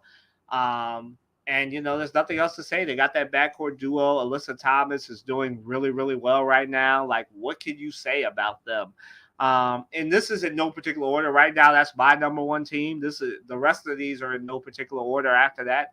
I think the Liberty are the second best team in the league.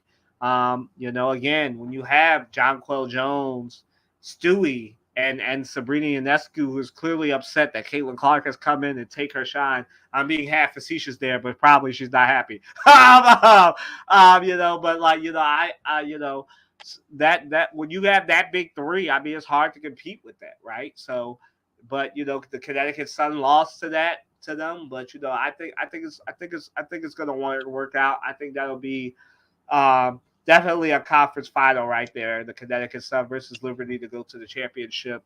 Um, and I definitely think whoever wins that will probably then lose to the Aces. But my third best team, I keep telling y'all about these Minnesota Lynx, man. Y'all gotta stay woke on these Minnesota Lynx, man. Like they look really, really good. They literally just destroyed the Dream.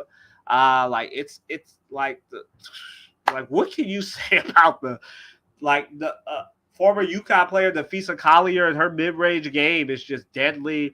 Put that with Allison Pilley and everything else going on with the Lynx. Like the Lynx are a really good team. Y'all really need to stay on them. And to no disrespect to this team, but now that Chelsea Gray is back, I got to say the Aces, man. The Aces are a top four team. I know their record isn't really showing it right now. They've kind of fallen off since I talked about them a couple of weeks ago. But, and obviously I'll put the Storm in here too because the Seattle Storm, Jewel Lloyd, the NECA Agumake as well. That's a tie at 4 for me with the Aces and the Storm. But the Aces finally got Chelsea Gray back. All the Caitlin Clark fans were saying she should replace Chelsea Gray. Chelsea Gray comes back, hits threes, makes those amazing passes. Like the Aces now with Chelsea Gray, they're a champion. They're going to win another championship. They're going to do back to back before the Thanks. UConn Huskies. They're going back to back. Chelsea Gray's back, making those passes. Like again, the only thing that can really stop the Aces is fatigue, because most of their team is going to be on Team USA as well. So that's the only thing that's really, I think, going to stop the Aces themselves and the Liberty. But I think as long as that doesn't happen, the Aces are good. And then the Storm, like Skylar Diggins, the NECA Agumake, and Jewel Lloyd, what more needs to be said? They didn't really have a good showing against the Phoenix Mercury last weekend, but I think you always got to watch out for the Storm. Bless you. Your turn. Yeah, so mine is obviously super similar. There, you mentioned 12 of the top of you mentioned every team that's above 50%. But I'm just kidding. But I think that the Liberty and the Sun are battling. And I wish that could be the final, because I think that they are absolutely gonna battle it out. And I agree with you on the Aces that they're good, but the thing that I agree with you the most on with the Liberty and the Aces is that most of their team makes up the Team USA, and the Connecticut Sun, they got a lot of rest before we get into the dog days of the WNBA season. So I think that is a gigantic advantage for them. They're able to rest, recover, and come back, whereas Team USA has to go and play and travel to France and do all these things. So that would be why I say that the Sun have a slight advantage over the other two. Storm look really, really good. They're gelling. They're kind of hitting on all aces, I guess, as you would say. But Okay. that would be probably my top four right now. Okay, cool. All right, so I know you like, will Minnesota will have something to say about that, but I think that they are winning games situationally right now, if that makes sense. Okay, cool.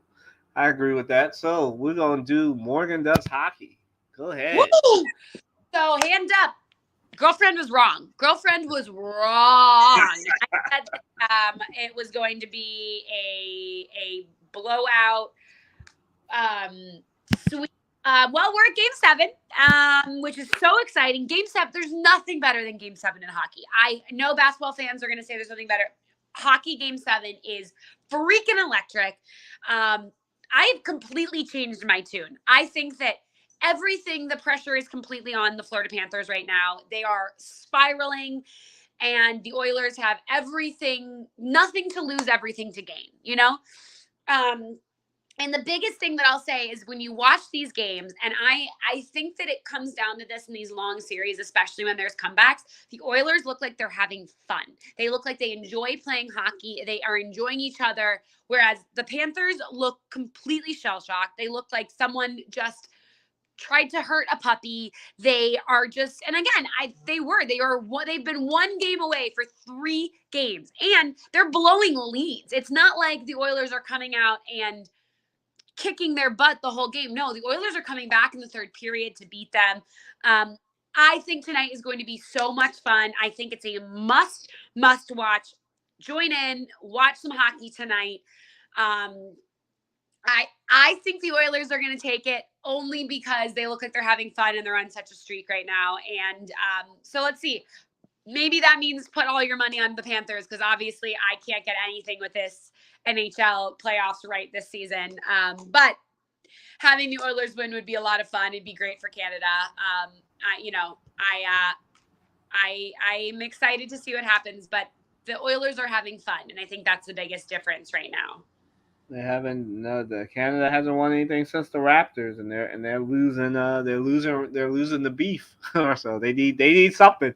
So I'm in agreement with that. Morgan knows I'm pro Florida losing, so Yeah.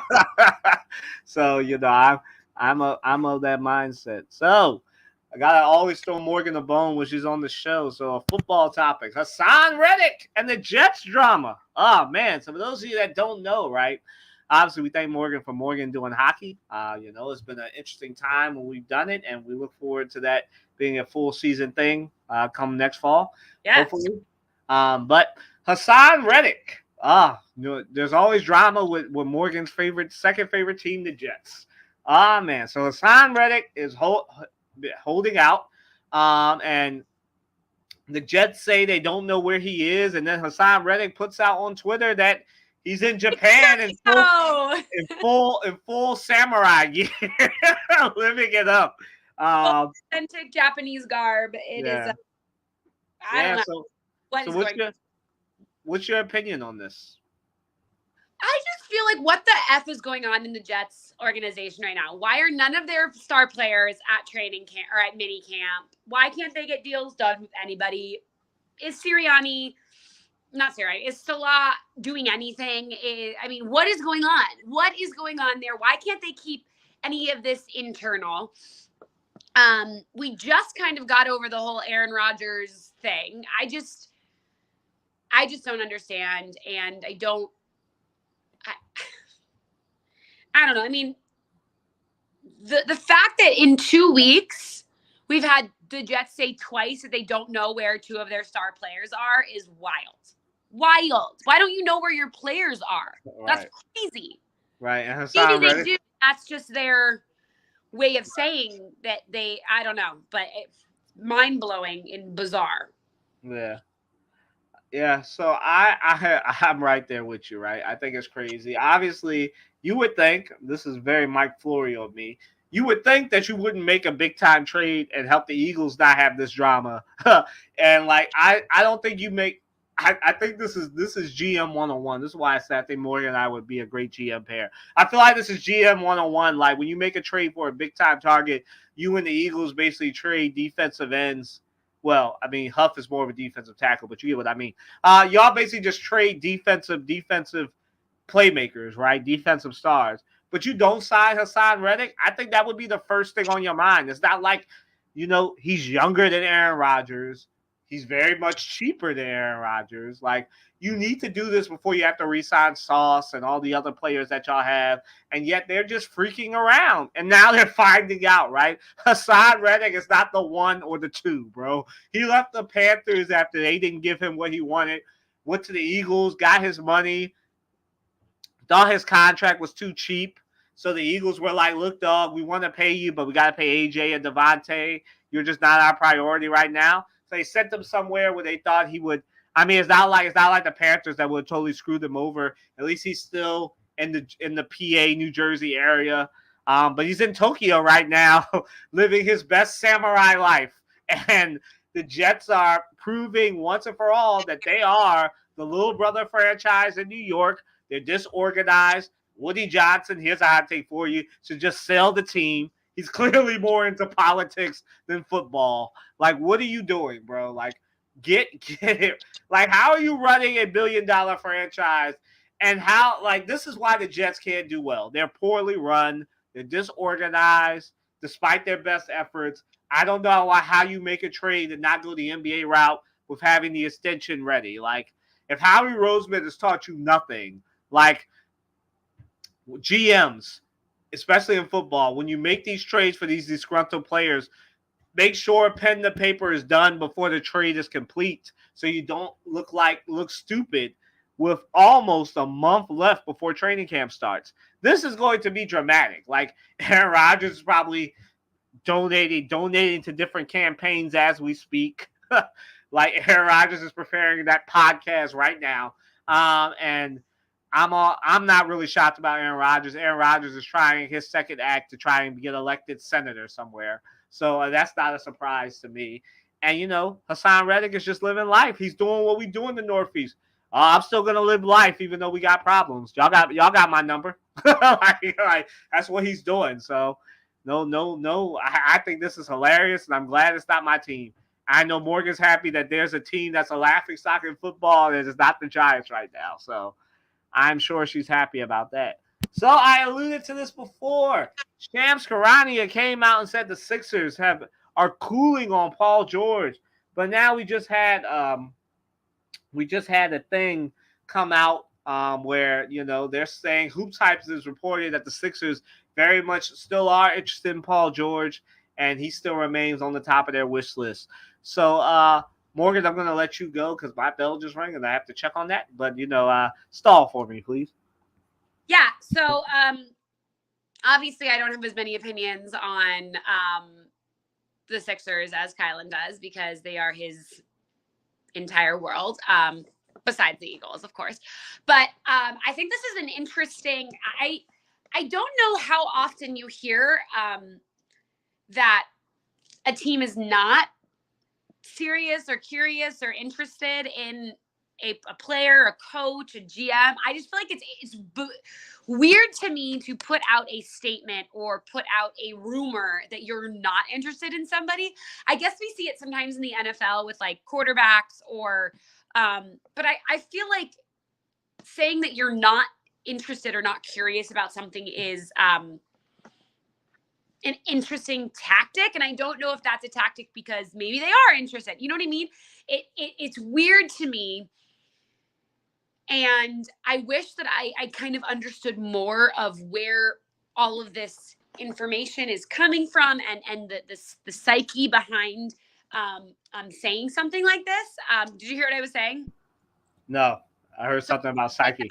Like it's not too often that we hear that a team is like not interested in like a player, a coach, GM, whatever. And I said sometimes I guess maybe in the NFL we hear about it with like quarterback is on the trading block, but I just said it's an interesting psyche. I don't know if it's we are interested, but we're going to put out something that we aren't interested so that it's weird. And I said I don't really understand the thought process behind it, I guess. Yeah, so I agree with you. It's not often that we hear about this. Usually we hear about it in baseball or football. But like I think like I said earlier, I feel like this is a smokescreen, right? Like it's kind of like again what the Eagles should have did with Saquon Barkley. Like it's kind of one of those things where if because the NBA is very much more into making sure they punish you for tampering, and the Sixers just got with this two off seasons ago with when they got James Harden and when they got PJ Tucker, like, and they lost a second round pick. It was a whole thing. They were upset about it. So I think this is the Sixers learning their lesson, and obviously like Shams is more the agent insider than Woj. So I think if this came from Woj, I would be more nervous about it. But since it's coming from Shams, I think that this is just the Sixers, or I think Paul George's agent, more than likely saying, putting this out there because I think this is the Sixers. I think that they had a conversation, or somebody from the Sixers representatives. It's just my opinion, no inside sources here. Basically said, hey, we're going to not.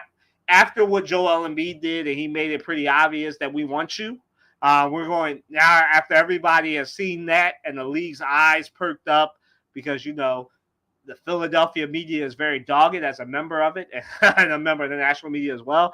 Morgan knows that we're a very dogged media organization here. And so, one of the Sixers reporters told Joel Embiid that, Paul George was on countdown. Embiid went on there simply to get on there and interact with Paul George.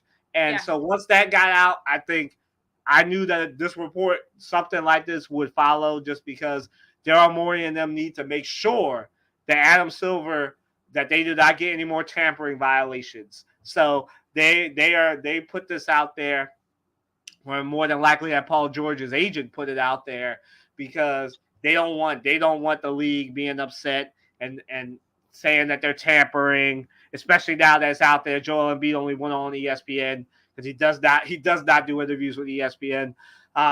He only went on there to be with Paul George. And Stephen A. Smith and Kendrick Perkins were laying on a little thing saying, man, the piece might be sitting right next to you and stuff like that. And I'm just like, bro, y'all trying to get us a tampering violation? Like, what are you doing?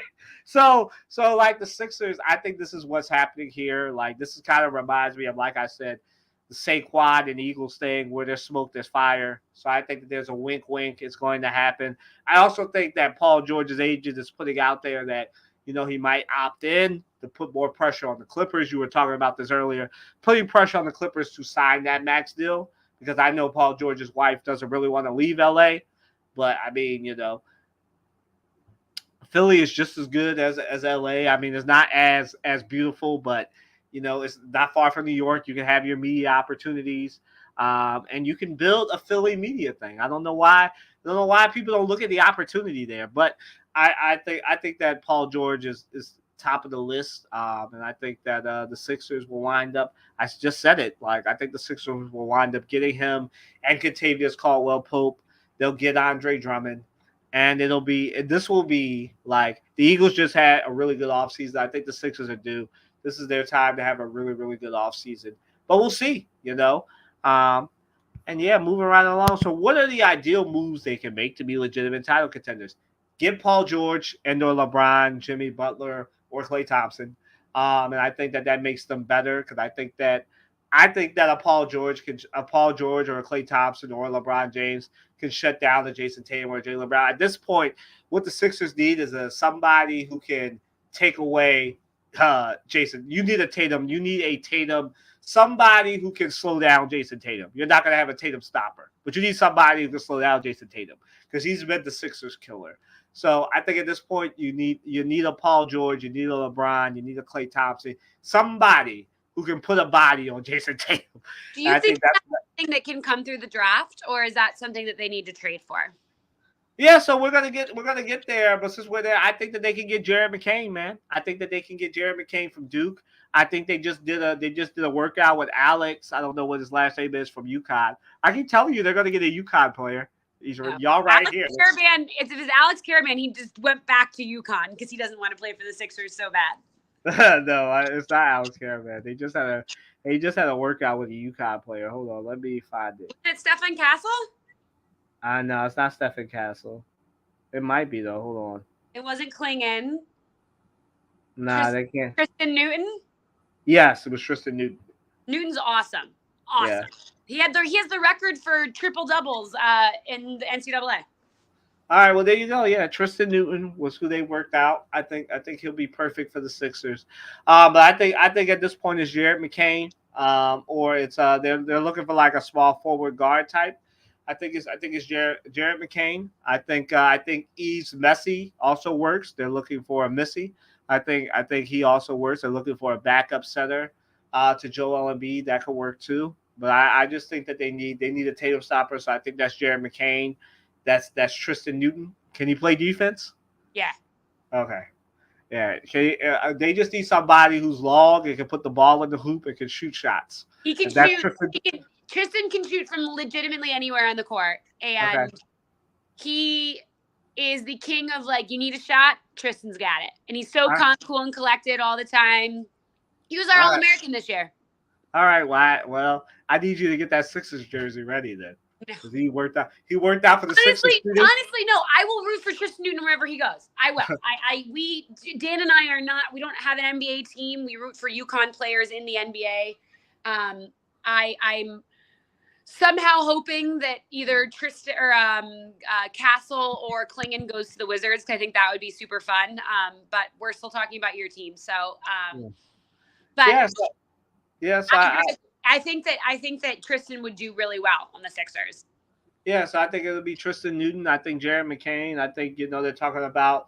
Jared McCain just destroyed JMU when they played in the playoffs. He just he had 14 threes or something. It's probably not that many, but it felt like that many. I think it was like 9 or 10. So almost that. But yeah, like Jared McCain. I think Tristan Newton. I think Dillinger can work, another Kentucky player that falls to the Sixers. I think anybody who can play defense and stop Jason Tatum, I think works. So but I think that, like I said, I think they'll go with free agency. I think they wind up trading this pick, but if they do keep it, I think Dillinger, Newton, or McCain. I prefer McCain, just because I think the Sixers don't really do they stay in the Northeast. They're starting to go with the South. So why not? But I think that why not go to UConn? UConn's not far from here. UConn, Tristan's so much older and more mature, back-to-back championships, All-American. I'd take him over McCain, but I'm probably a little bit biased. Yeah. So there's that. Like I said, get Paul George, Klay Thompson, Jimmy Butler. Or LeBron there. I think they need that third scorer. They need more bench depth. Need to bring back Nicholas Batum, Kyle Lowry. It seems like it's already rumored that he'll be back. Obviously, get that 5-year supermax to Tyrese Maxey and assure that future. And that's just it right there. That's the ideal moves. Get a ready-made player right now. Jared McCain, Tristan Newton, Dillinger, get a ready-made player who can come and be the sixth man, and I think the Sixers are good. I think the Sixers just need to start building through the draft to get that bench depth and bring back some vets, and they're good. But you hit on this, so let's get to it. NBA draft expectations. Morgan's favorite player, Donovan Clingan, is rocketing up the boards. But I know they said that it's going to be Alex Sarr and the other guy going to the Wizards and the Hawks. So I think that no, I'm not going to pronounce his last name right, but it's Zachary Richard. Richard, yeah, they're both French. So Yeah, so I think this draft really starts at number 3, and I think that's your Wizards. So go ahead. No, who's Wizards it? are Huh? Oh Wizards. well, yeah. This draft starts at 2. So is it going to be Alex Sarr, or is it Donovan Clingan? Who is it? I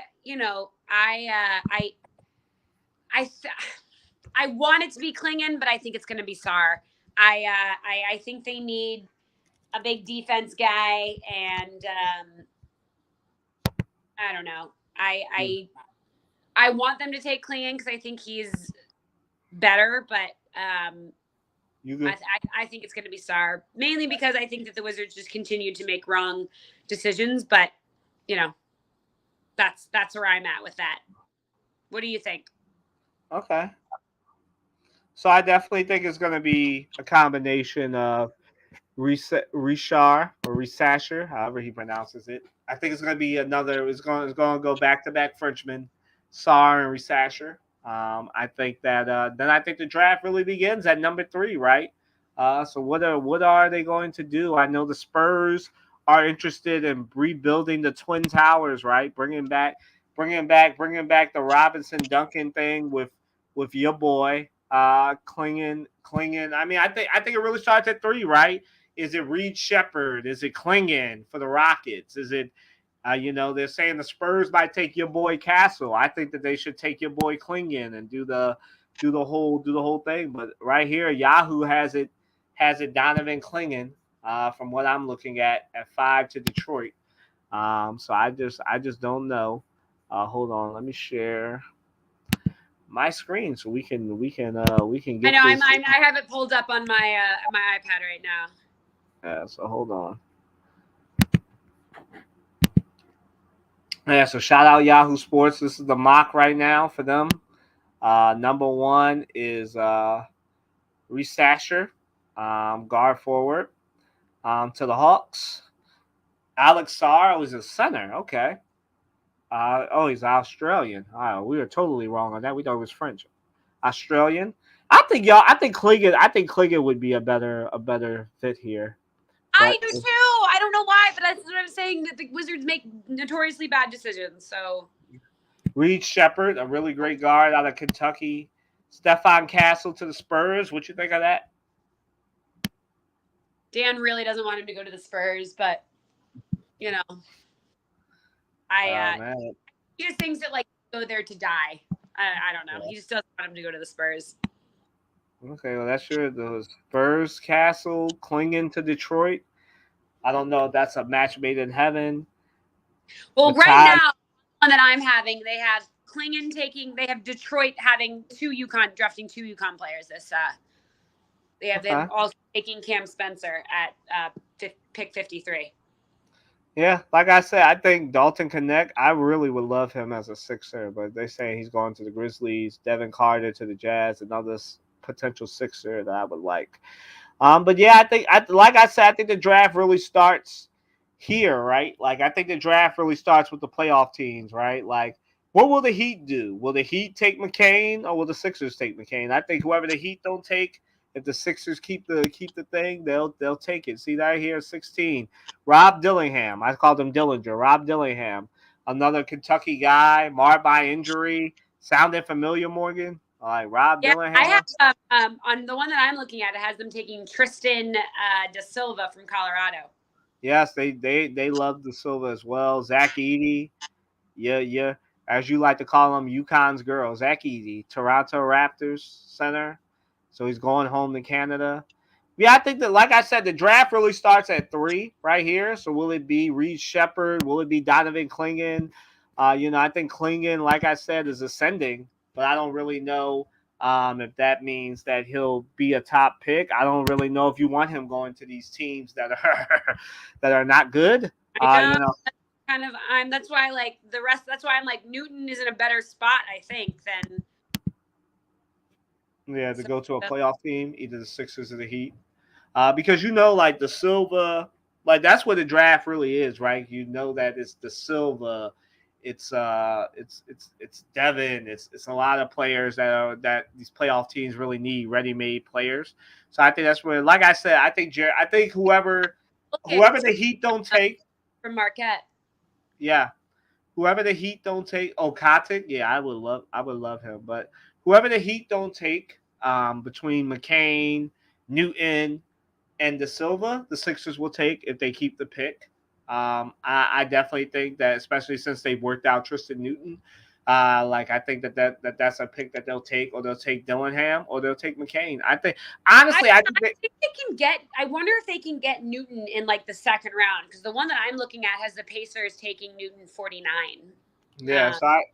That's what I was about to say. If they're really interested in your boy Newton, I think that they'll take him. If they think that they can get him regardless, they'll do what the Eagles do and either trade the pick. If it's Jared McCain or Dillingham, they'll keep the pick. If they really want Newton, they'll trade the pick. So Yeah. I think we'll know based on what they do on Thursday, which is crazy. It's only 3 more days away. But yeah, like what's your expect? Any surprise picks for you? Who do you think? You think Klingon falls? Would you rather? That's a good Any of the question. UConn players fall. I wouldn't be surprised if some of them go higher than expected, like a Cam Spencer, a Tristan Newton. I would think that, some of them might get picked up a little earlier than people think. I think the Big East is going to come out looking really, really good this draft. They have they have Kolkick, they have long-haired guy from God, what is his name? That's going to kill me now that I can't remember his name. That's all right. Devin Devin Carter. Devin Carter from Providence, yes. Yeah, so I mean, I think that the Big East has a ton of really, really good prospects this season, and I think just like during the tournament, they are mad and they want to be like, hey, look, we are one of the best divisions or conferences in college basketball, and we deserve to be given a little bit more respect.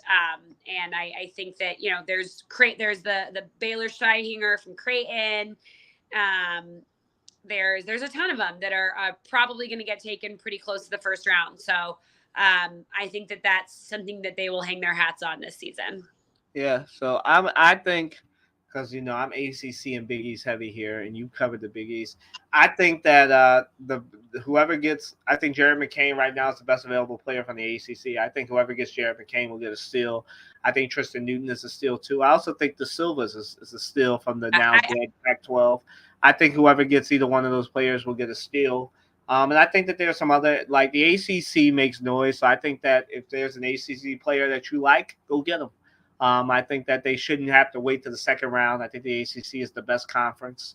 Even though I know the Big East has a back-to-back, going for a back-to-back champion. I think that the ACC is where the players are, and I think Jared McCain will be the steal of this draft. Along with you can say if I'm right or wrong about this. I wonder if people don't know how good Jared McCain is because not a lot of people watched that Duke JMU game because. Yeah. You know what I mean? Like he was, and I know that JMU is not like the best team in the league, but they were really good and they were good on defense all season. And it was unbelievable how well he played. And I mean, again, I know his name now because of watching him do that to us, but I wonder if people didn't watch that game because they were like, oh, Duke's going to blow them out. I don't know who this JMU team is. Yeah. I also think he's a victim of being the second or third best player on that team. Yeah. He's a victim. He's a victim of that, and I think that's why. I think people also get nervous by the nail painting. Yeah, that doesn't matter. I mean, this is a league that had Dennis Rodman. It doesn't matter because we're rational human beings, but some of the older sports fans don't understand that doesn't mean what they think it means. Put it that. Yeah. So I think that Jared McCain is going to be a steal. Whoever gets him between the Heat, the Sixers, and the team that picks before them, the Pacers, will be really good, and they are going to get a steal in this draft.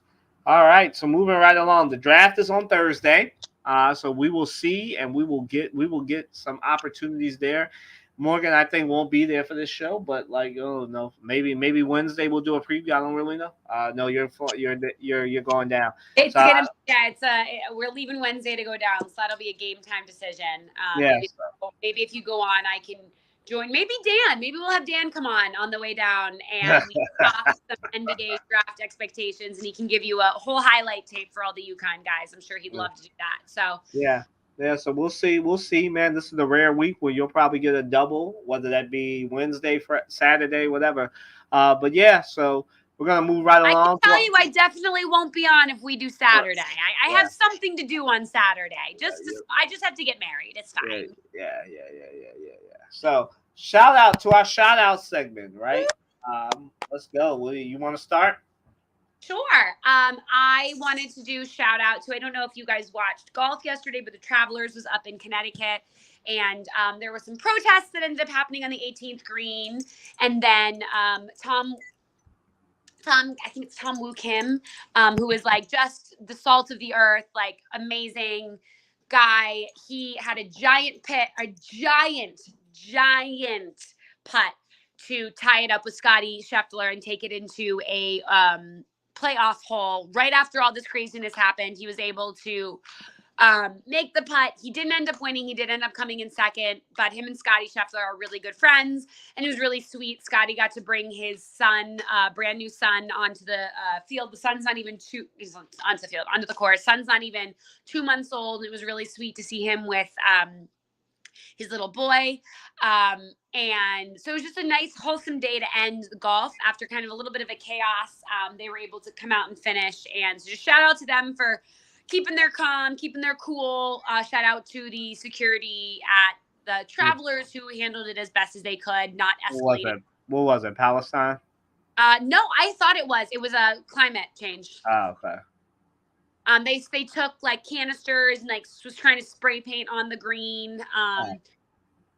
So and shout out to the grounds crew that was able to get it cleaned up so that they could do a playoff hole. So but yeah, always craziness and always vigilant, keeping vigilant at all times. But sometimes we see these things get escalated, and everybody that was involved kept it calm, cool, didn't escalate it. So the people were arrested, but that's what happens when you do something like that. So shout out to them. Shout out to my mom, my parents, my future in-laws, for getting everything done for our wedding. This has been a crazy, awesome week, and it's going to be even crazier and awesomer. So I am super excited and super grateful that I have all of them and their support for us. And lastly, shout out to all of the American athletes that are competing either last week, this upcoming week for their Olympic trials, because for a lot of these sports, this is what these people have been working for since they were 3, 4, 5 years old. And, for some of these sports, this is the only thing that really matters is the Olympics. So there's going to be some heartbreak and some amazing things that come out of it. So just wishing all of them the best of luck, and that even if they don't make the team, they're able to see it as a good experience, and it's not going to ruin their lives. But best luck to all of them. I think track and field that started a few days ago. Gymnastics, I think, starts Thursday or Friday. We're getting down to it. So, and then lastly, I just want to say, not shout out, but I guess shout out. I'm so sorry for Cameron Brink tearing her ACL. We didn't get to that. That's right. Yeah, a quick, speedy recovery for her. I'm not sure who they're going to put in, speaking of the Olympics, for her in her spot for the 3-on-3. But we wish her a speedy recovery. She was having a great season. It's never, kind of as she said in her statement, you never think it's going to happen to you until it does. So just, prayers that she is able to have a good recovery and make it back for next season. Might have been the only time. I know she really wanted to make the Olympics because she would have gotten to do it with Steph, and we don't know if not that Steph is going to retire anytime soon, but by the time the next Olympics come, he might be retired. So yeah. Yes. Go out there. I don't know if any of that's been decided. But prayers up for. Yeah. And speaking of the Olympics, we want to shout out the swims. The swim stuff has been happening. Simone Manuel, man, taking weeks off, being diagnosed with overworking syndrome, which didn't even know it was a real diagnosis, but apparently we're all overworked. So, shout out to her taking 5 weeks off, started doing stuff in a LA Fitness swimming pool, and now has made the trial, has made the team in the 100-meter. So shout out to Simone Manuel. Shout out to Simone. Simone's just dominating swimming and gymnastics. Shout out to Simone Manuel for her comeback and everything else. Shout out to Lily King. Speaking of getting engaged, got on the Olympics and then won her heat. Got on the Olympics team and then got engaged. Crazy way like to get engaged. Probably the best. I mean, I'm not engaged as somebody who would be doing the engagement, the getting on the knees part. Probably like the easiest part of her day. I'm assuming after winning her heat. So like it's crazy that of all the times to do it, her boyfriend thought that was the time. So shout out to her. And him making the Olympics, and also she'll never forget this trial, winning it, and then getting engaged. On video, it's beautiful. It's really cute. Yeah. So shout out to Simone Manuel and Lily King.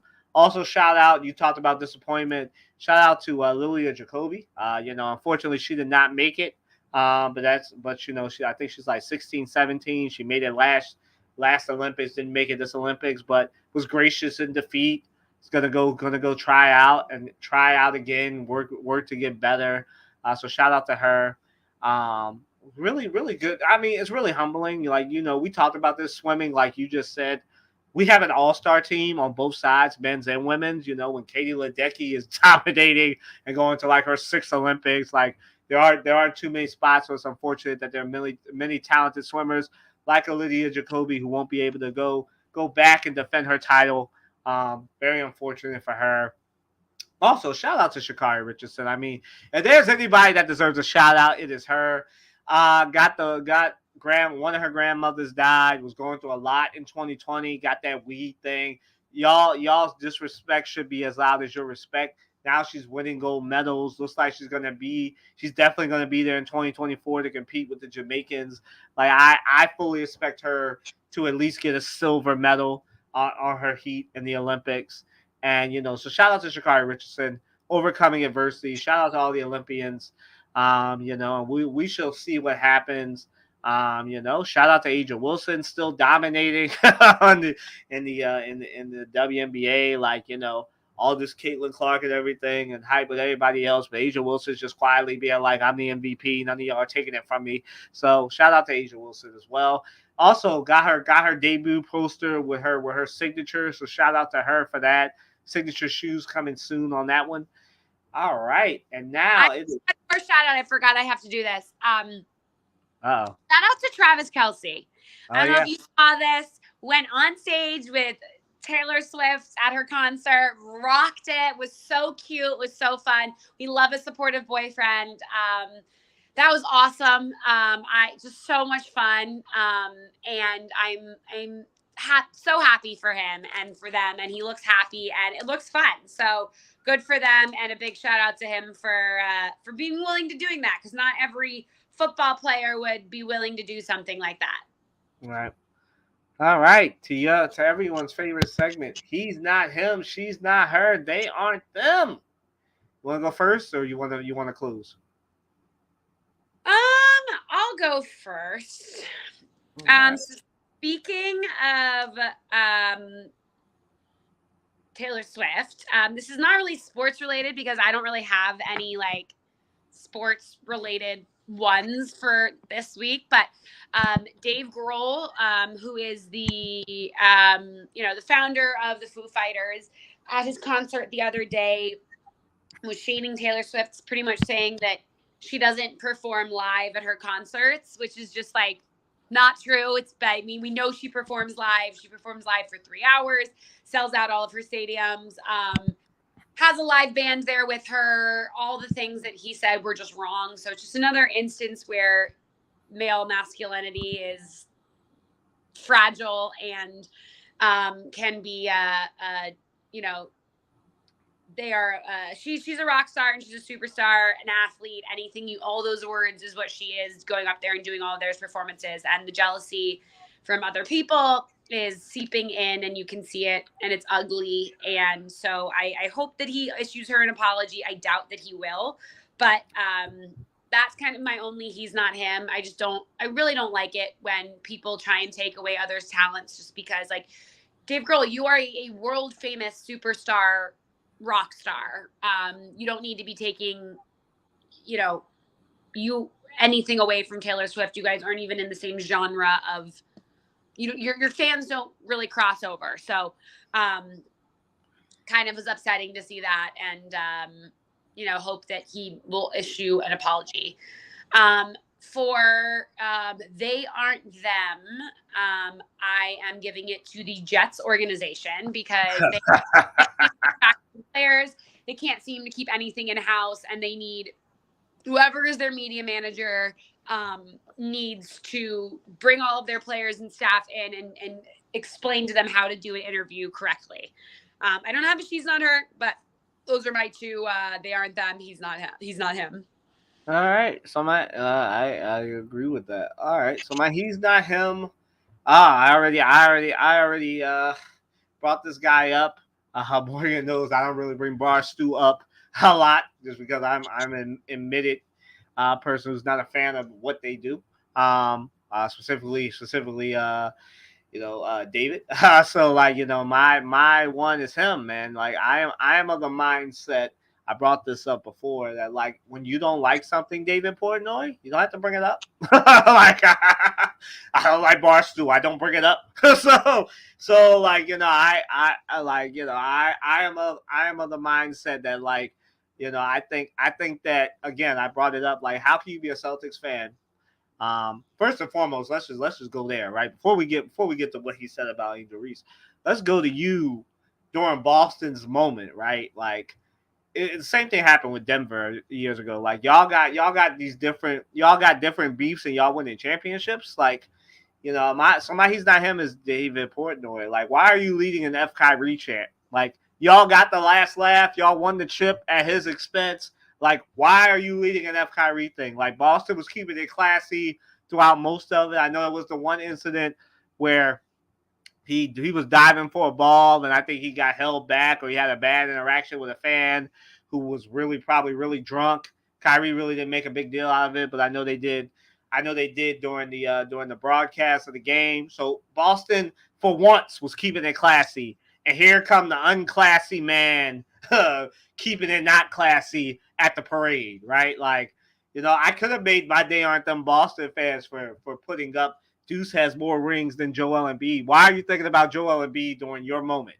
Like, but again, like I know that y'all got Joel Embiid on the brain, but I didn't do that because I think I was pissed off more that David Portnoy for some reason like was on the float, a media member on the float, like not a Boston Celtics like internal media member, but a quote unquote independent media member on the float leading an F Kyrie chant. I don't think that's a good look, dog. And then we gotta get to what you said about Angel Reese.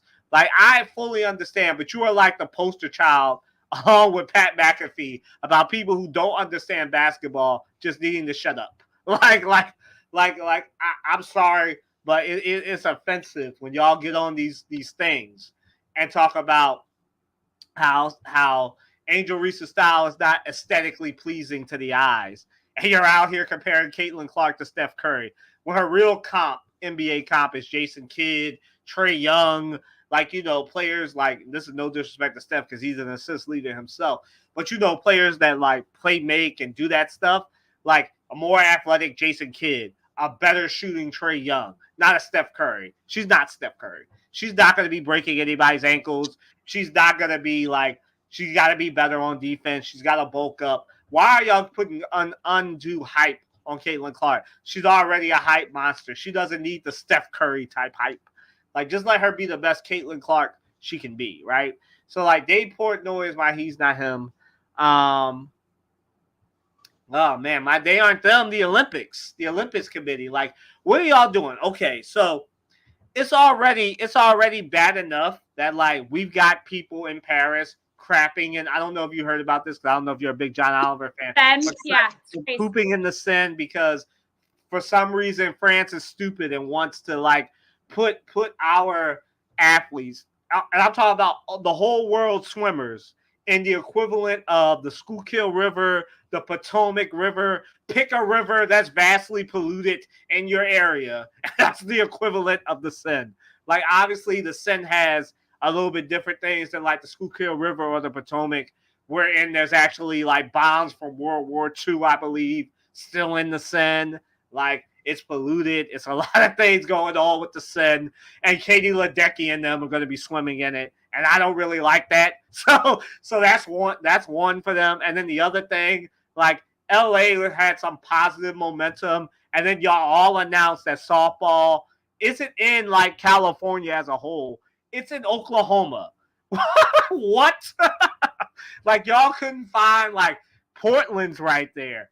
Seattle's right there. The University of Washington is there. We already talked about Idaho, so we knew y'all wasn't going to put some athletes in Idaho. But, like, y'all had other places that were right there. Washington, Portland. Like, y'all couldn't find some softball facilities so these athletes that want to do softball and baseball could actually, like, you know, be there. like for the opening and closing ceremonies. Nah, they're in OKC. Nothing's wrong with Oklahoma City. I'm sure they need the pop. I'm sure they're going to be at the University of Oklahoma doing softball, but they aren't them to the Olympics committee. What are you doing, dog? What are you doing? And then they aren't them to the NCAA. They got sued now by a D1 program who's trying to invalidate the House versus NCAA settlement, the first program of many that'll be out here appealing it. So I don't think that's going to work out for the NCAA. But yeah, you know, they aren't them to the NCAA because only you can try to have your cake and eat it too, and screw over the smaller programs at the same time. Just despicable, man. So those are my they aren't thems. The Olympics Committee, the NCAA, and Dave Portnoy is my he's not him. All right. So, Morgan, you still there? So, final thoughts and goodbye. So, first and foremost, congrats to Morgan and Dan on getting married on Saturday. So, congratulations. Morgan just dropped. Hopefully, she'll come back so she can see the shout out. If not, you know, we look forward to this. Always look forward to it. You guys are gonna get some co-hosts while Morgan is out celebrating her honeymoon, like she said, going to Indonesia. So congrats to her and Dan on getting married on Saturday. And we will come with a show maybe on Wednesday, maybe on Friday. We will discuss. But thank you all so much for tuning in. Like I said, over these next few weeks until Morgan gets back, you'll probably either see me doing it solo or some co-hosts that we're locking down. So Morgan's back. So yeah, it's so weird. I don't know what happened. I don't know what keeps happening. Today's a disaster. Congrats to you and Dan on getting married on Saturday. Thank you. We're so excited. Yes. So congrats. Like I said, always great having you here. I'm glad that you can celebrate your wedding. And, you know, maybe you'll come live from Indonesia. Probably not, but enjoy. We'll see. 12-hour time difference makes it a little bit difficult, but Yeah. I will make sure to be posting pictures and things.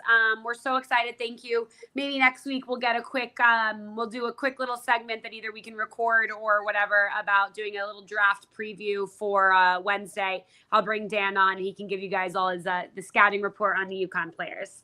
Yeah. So we'll do something either Wednesday or Friday. We will see, depending on what's going on with Morgan's prep and Morgan's schedule. But like I said, there will be either I'll be doing it solo, so she'll apologize when she gets back for the family-ness and the Philly-ness. That's all in here. Or we'll have co-hosts. You might see Matt, might see Javon, might see some people, some friends groups that we have. But yeah, as always, it's great doing it with Morgan. Great to be able to do this when one of us is out or whatever. This is why we do it together. Congrats to you and Dan. Congrats to. Are the dogs doing anything for the wedding? Or are they just they're getting boarded. So they will be boarded and not anywhere near us so that they can't cause chaos like they do 99% of the time. So okay. All right. Well, look, as always, thank you guys for tuning in. I'm sure Morgan's got to get lunch ready or whatever, or take them on a walk. I have so many things to do. I know. What's going on with them. So we love you guys. Thank you so much for tuning in. Make sure you like, comment, and subscribe. Like we said, congrats to Morgan and Dan and their families for joining of the union. And we're praying for some a blissful marriage and a blissful honeymoon as well. All right, y'all. Have a good one. See you soon. Bye. I keep right clicking. Sorry.